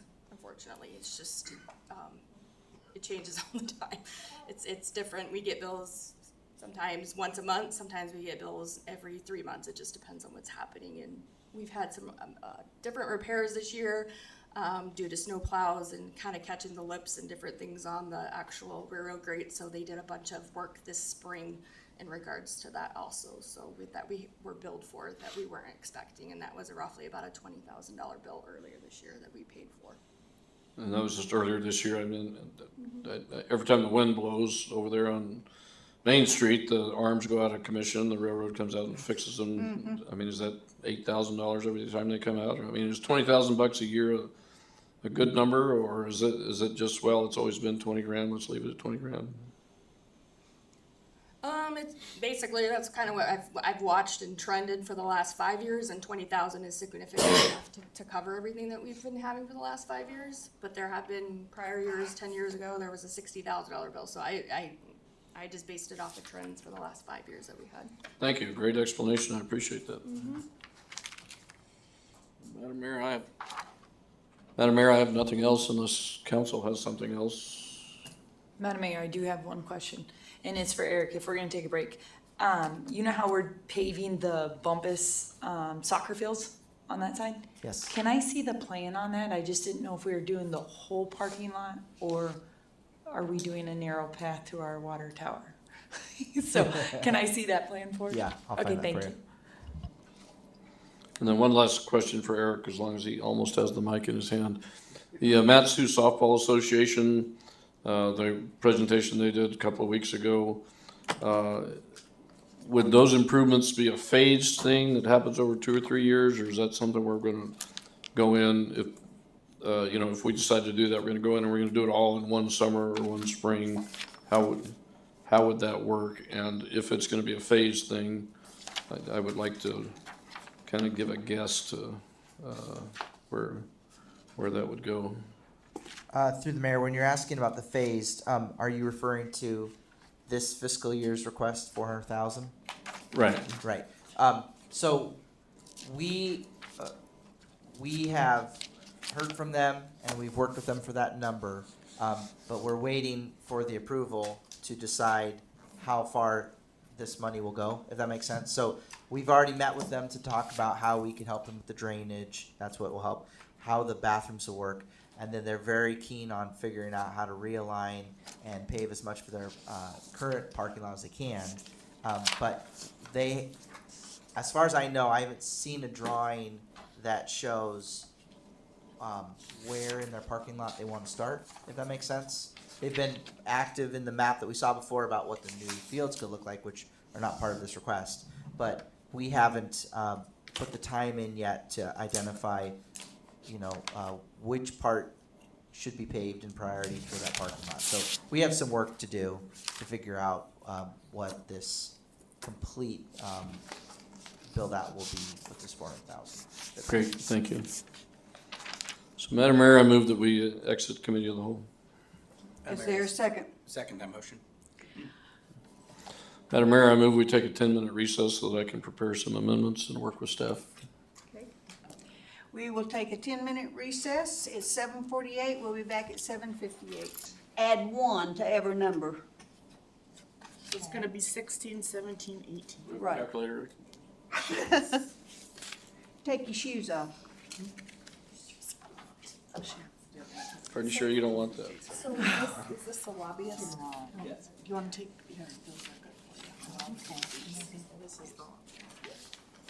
Okay, we are on amendment, we're back on the record at 8:04.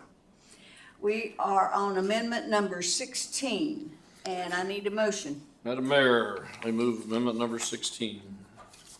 Is there a second? Madam Mayor, I second. It has been moved by Councilmember Graham and seconded by Councilmember Cottle. Is there discussion? Madam Mayor, very briefly, this is what we had talked about in committee of the whole, taking the expense for the lobbyists from being a capital expense to being a general fund expense under the office of the mayor. Okay, further discussion? Hearing none. Is there objection to the motion? Hearing none, it passes. Moving on to amendment number 17. Is there a motion? Madam Mayor, I move amendment number 17. Is there a second? Madam Mayor, I'll second. The motion has been made by Councilmember Graham and seconded by Councilmember Ian. And is there discussion? Madam Mayor. So, Mr. once Graham. again, this is following up on our discussion during Committee of the Whole, having to do with City Hall improvements, essentially taking this out of the budget, and then it can be reconsidered once the feasibility study is completed. Thank you. Okay. Is there further discussion? Hearing none, is there objection to the motion? Motion passes. Moving on to amendment 18, is there a motion? Madam Mayor, I move amendment number 18. Is there a second? Madam Mayor, I second that motion. Ian? Okay. The motion's been made by Councilmember Graham and seconded by Councilmember Crafton. Is there discussion? Madam Mayor, so once again, this is following up on discussion from Committee of the Whole. These are the items for changes and improvements in the Nunley Park to add security lighting in the tree line between the upper and lower park, to provide power for decorative lighting in there as well, providing for adding additional community garden plots, and for pressure washing and repainting the caboose in Nunley Park. Is there further discussion? Hearing none, is there objection to the motion? Hearing none, the motion passes. Okay. Madam Clerk.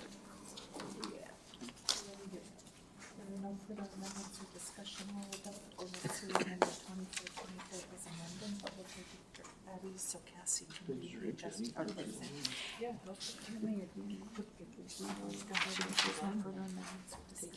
Okay.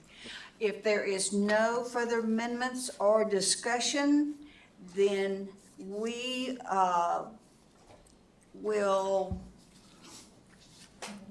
Madam Mayor, if we could have one piece of discussion, do we have final numbers after everything boiled down of what the operating budget is, what the capital budget is, what operating revenues Yes. and other revenues are gonna Yes, be? that's what we are working on, Okay.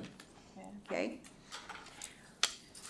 Do you want to take a recess? Or do you wanna, we have to read those numbers in before we pass it? Okay, then, we will take a recess. Oh, Kathy. Madam Mayor, and I apologize for this, but I'd like to move for reconsideration on amendment number 14. That's number 14. Would you like me to?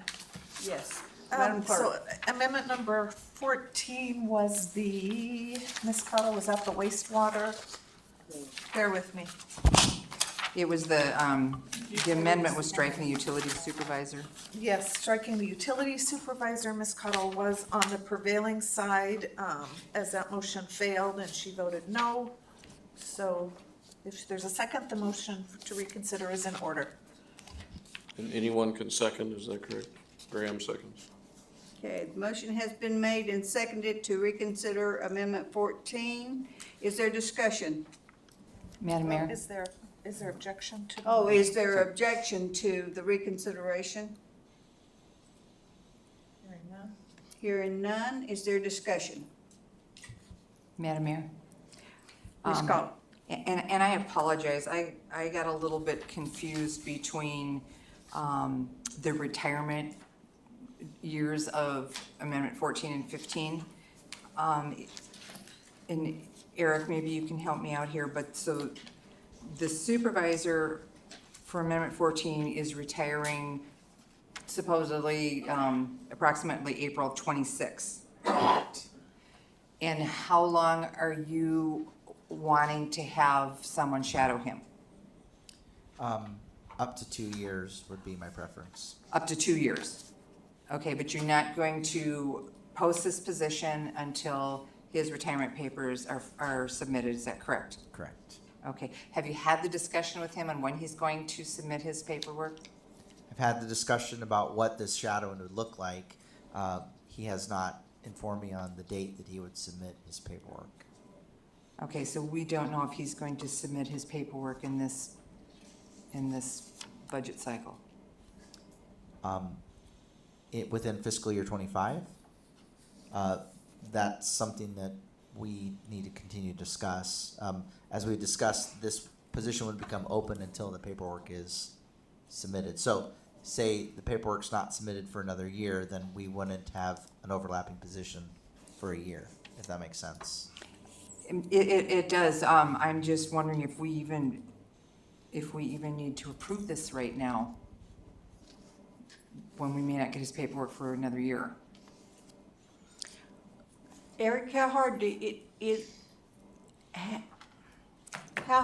think it's gonna be to find somebody to fill Lance's position? So this isn't Lance's position. No? No, that's 15. Okay. We're talking about the supervisor, which would be Mr. John Becker. Oh, sorry, I thought Lance was the supervisor. So a very, very difficult position because most of the time, the top licensed person is not a supervisor. So if we use Doyon or AWU, which is the municipality of Anchorage, they are so large that they have licensed operators that do licensed things. They're not also supervisors. So, our smaller scale means that the top licensed person also wears a supervisor's hat. And so the people that get the licenses tend not to also be interested in being supervisors as well. And so that's where, like a larger municipality will have a supervisor doesn't need to be licensed because they have the licensed technicians underneath that maybe don't even leave the field or definitely don't do like mechanical repairs because they have mechanics. And so, not to get in the weeds too much, but if you go to AWU's treatment plant, their licensed operators work in an office that looks like an air traffic control center with enormous monitors as they watch the functions. They don't, they have very specific positions. Ours is a very dynamic, wearing many hats, supervisor / top licensed person. So we're gonna have our work cut out for us. Mayor? Yes. So basically, but it still all comes down to nothing's gonna happen until this current supervisor submits his retirement paperwork. Correct. Okay. That's how Cassie and I worded it. Okay, then, if I could, direct a question to Cassie. Yes, ma'am. Madam Mayor. Cassie, since we've got this like pretty much a whole year of unknown on whenever he's going to submit his paperwork, is this something when he does finally submit his paperwork, and if it, for some reason it does happen at, say, the end of this fiscal year or something, that it can be brought to the council then for approval for that funding? Yes, it can. The only caveat I would say is that we would delay the posting of that position up to 2 meetings or 3, depending on when it does happen. So the funding for that position would be delayed in being appropriated for us to post that position out and getting it to the street faster. I did also wanted to let you know, I just looked up 3 cities in Alaska that are looking for wastewater operators and the levels that we're looking for. The city of Sitka has one out there. It's been out there since the beginning of March. The city of Soldotna has one out there. It's been out there since the beginning of April. And the city of Kodiak has one out there, and it's been out there since the beginning of February.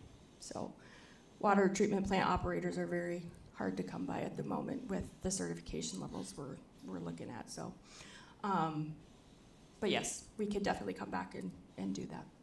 Okay, because we're so dependent on whenever this supervisor decides to finally do his paperwork, that I guess I'm not real comfortable with approving it right now when it could be a year before he ever does his paperwork, knowing that it can be brought back to us and we can approve it. I guess I'd like to have this reconsidered And Madam Clerk, you'll have to help guide me through this. On what the next step is for this. Oh, if I may? Yes. Through the chair to the council. So the reconsideration passed, so it's just before you. It's just like normal debate, and then you just get a redo, get to revote on number 14 when you're ready. Okay, further discussion, Mr. Graham? Thank you, Madam Mayor. So Cassie, if I'm hearing you correctly, and Eric as well, the real reason that this is on here is because when he does submit his paperwork, that allows us to immediately post his position, which gives us about a month more time than it would be if you had to come before the council and say, we need a new position. Is that what I'm hearing? Yeah, that's correct, and we feel that the structure of the budget process is when to bring it forward, so. And If it's we're not chosen- committing this money, we're just saying when the need is there, we are ready for you to fill that position. Correct. And this would be coming out of the wastewater or the sewer fund and the water fund, because it's a split position also, not the general fund. Okay, Ms. Collins? So just clarify with me, if this amendment was voted for and then the money wasn't in the budget for that position right now, what is you're looking at about a month for when you do bring it back for us to post for meetings? Is that the timeline we're looking at, is about a month? Through the chair to the council, just like any other ordinance, so it would be introduced and then public hearing. So 2 meetings. And depending, like in December, we only have 1 regular meeting, I guess, or say we had a holiday, so it just depend. Like Memorial Day, we just did one, so we had one May 8th, and then the next one is not until June. But likely, if it's that important, I would imagine maybe a special meeting would, we have options, there are options, I'm not trying to sway the vote, there are options for meetings. And if I may, then for special meetings, is the timeframe? Basically, how short of a time frame can we get if we do it with special meetings? It would just depend, through the chair to the council, that maybe 10 days, shorten it up to 6 days, it just depend. Okay, thank you. Okay, is there further discussion? Hearing none, Madam Clerk?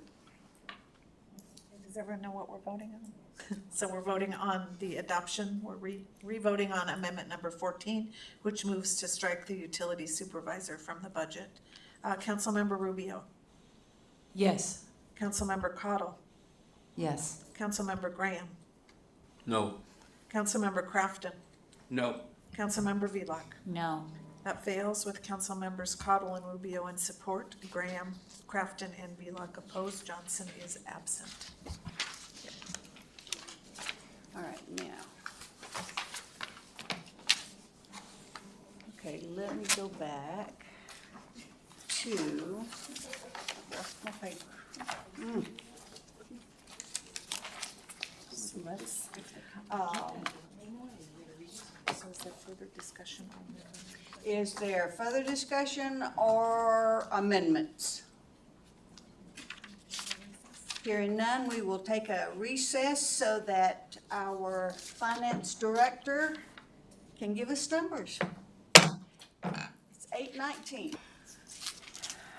Right here's where we're at.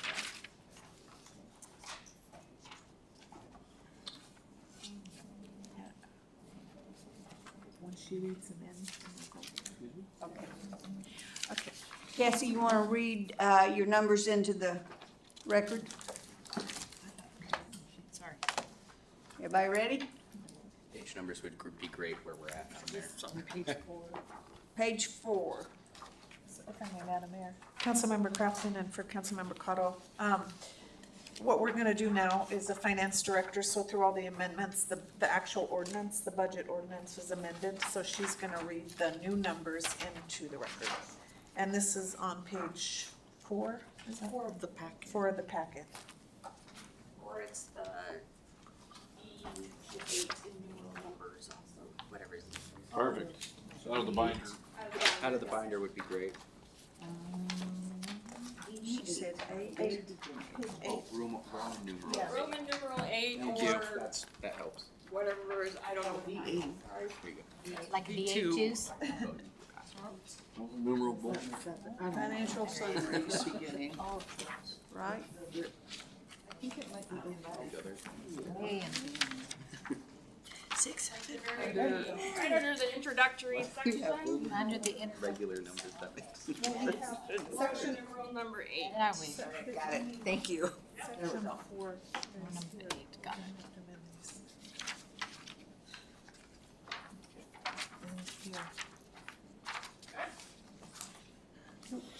All right, Madam Finance Director, are you going to begin on line 32? Section 4 of the ordinance?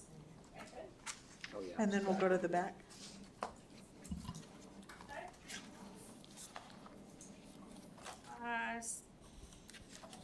Hello. Okay. Section 4, appropriation. There is hereby appropriated out of the revenues of the city of Wasilla for the fiscal year beginning July 1st, 2024, the sum of $48,176,732. Which includes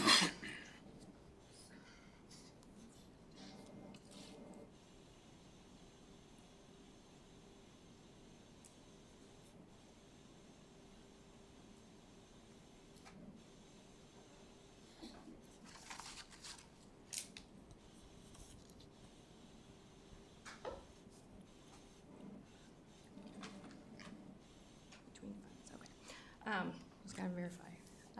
It is going to be $11,435,979. To be raised by taxation and otherwise, which sum is deemed by council to be necessary to defray all expenditures of the city during said budget year, to be divided and appropriated in accordance with the attached budget proposal as follows.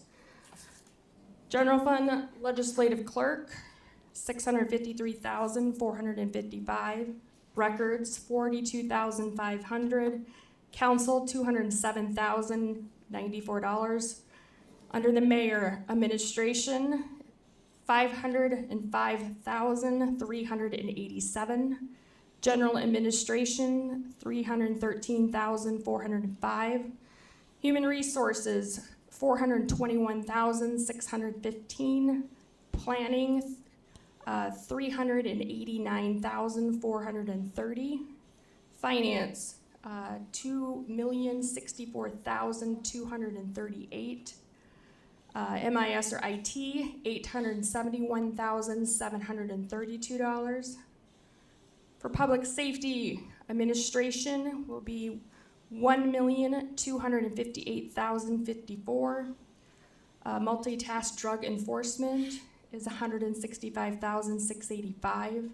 Investigations is $743,118. Patrol is $5,435,698. SRO is $642,009. Dispatch is $7,004,400. The Madam WPD, Mayor, sorry, can we get that one more time? 7 million number. $7,004,400. So 7004. 004. Okay, thank you. 400. Yep. WPD Garage, $223,612. Code Compliance, $236,931. Public Works Administration, $819,553. Public Works Roads, $1,754,215. You say that number again, please? $1,754,215. Thank you. You're welcome. Public Works Property Maintenance, $765,955. Museum and Recreation Services, for the museum, it's $451,611. Parks Maintenance, $1,309,263. The library is $1,876,009. Recreation services, $164,211.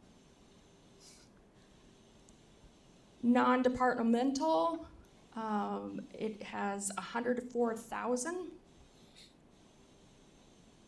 And transfers of $3,018,000.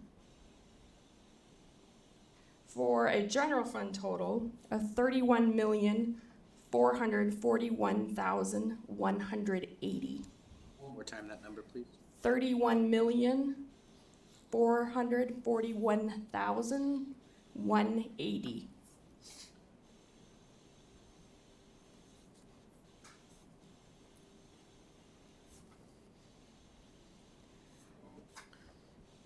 Moving over to the capital fund, this will be $3,083,000. Vehicle fund is $567,000. Right-of-way fund is $25,000.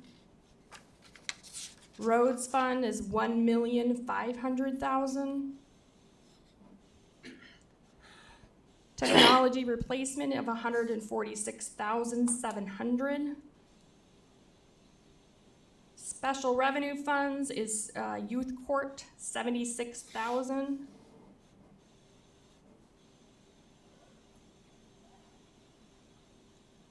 Moving on to the enterprise funds. The operations and transfers for sewer is $1,796,852. Capital is $1,010,000. For a total of $2,806,852.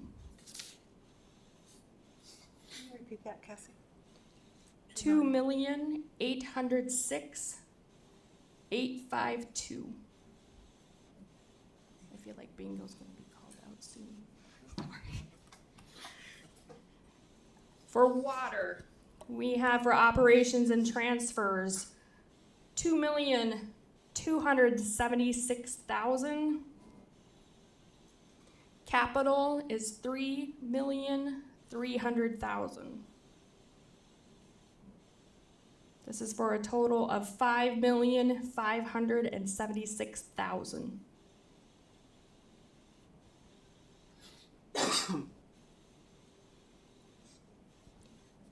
For the airport, operations and transfers, $159,000. Capital is $1,310,000 for a total of $1,469,000. For the Curtis Menard Memorial Sports Center, operations and transfers are $953,000. Capital is $528,000 for a total of $1,481,000. And the remaining permanent funds for the cemetery is $5,000. This gives you a grand total of $48,176,732. Okay. Thank you. Okay, Madam Clerk, please take a roll call vote on the adoption of ordinance serial number 24-24 as amended. Madam Mayor, prior to the call for the vote, could you go over expected revenues again, please? Which was not on that page, it's on a different page, but I don't think we changed anything on revenues, but I'm interested in the change in that position based on this budget. 48, 176, 732. Yes. Stu? Make sure I've got the number. Yeah. It's 40, Line 32. Yep, 48,176,732. thank you. Thank you, Madam Mayor. Okay. Now, Madam Clerk, please take a roll call vote on the adoption of ordinance serial number 24-24 as amended. Thank you, Madam Mayor. Councilmember Cottle. Yes. Councilmember Graham. Yes. Councilmember Crafton. Yes. Councilmember Vila. Yes. Councilmember Rubio. Yes. Madam Mayor, that motion to adopt ordinance serial number 2424 as amended passes unanimously. Councilmembers Cottle, Graham, Crafton, Velock, and Rubio in support. Councilmember Johnson is absent.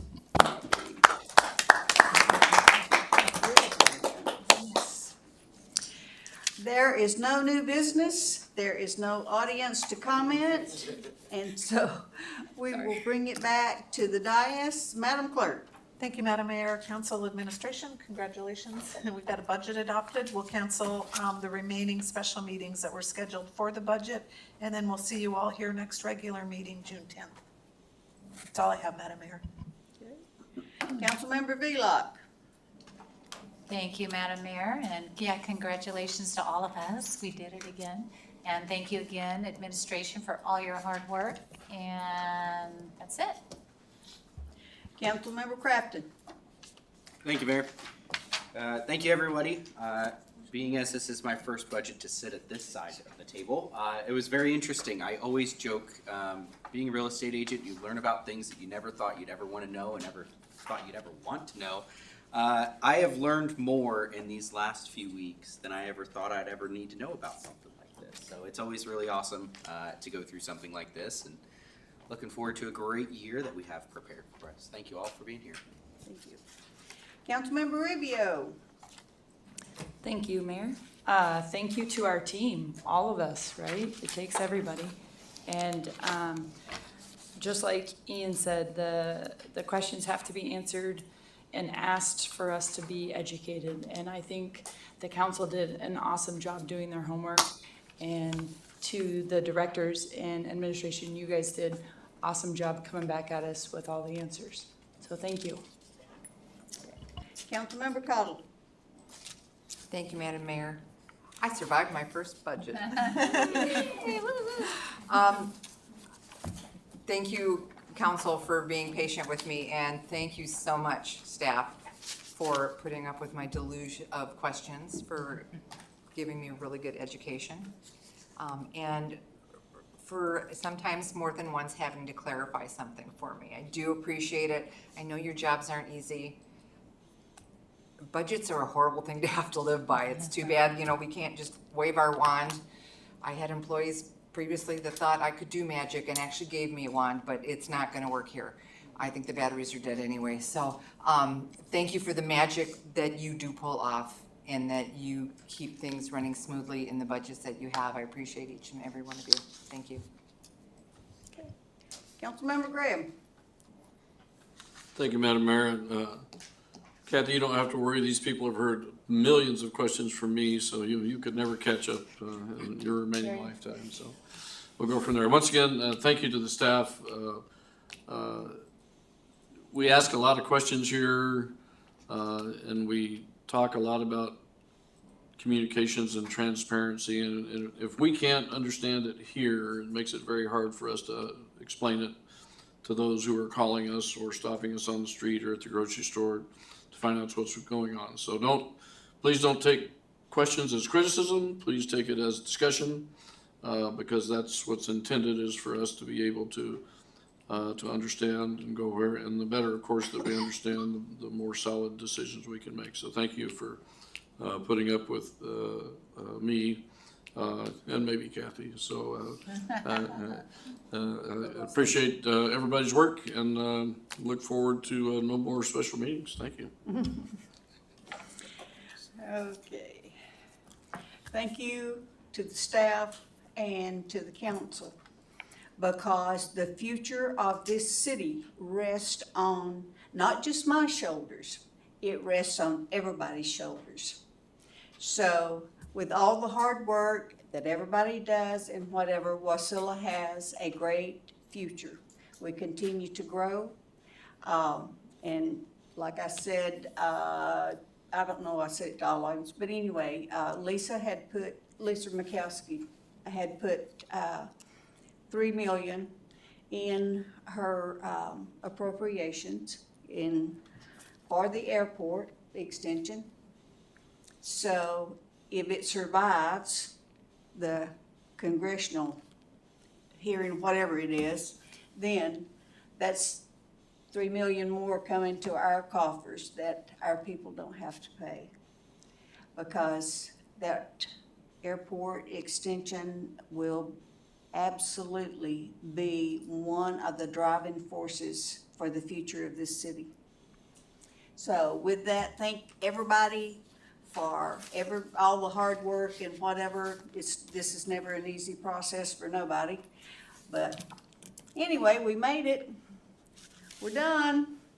So, with no further business at hand, I'm adjourning the meeting unless objection is raised. Hearing none, the meeting is adjourned at 8:45.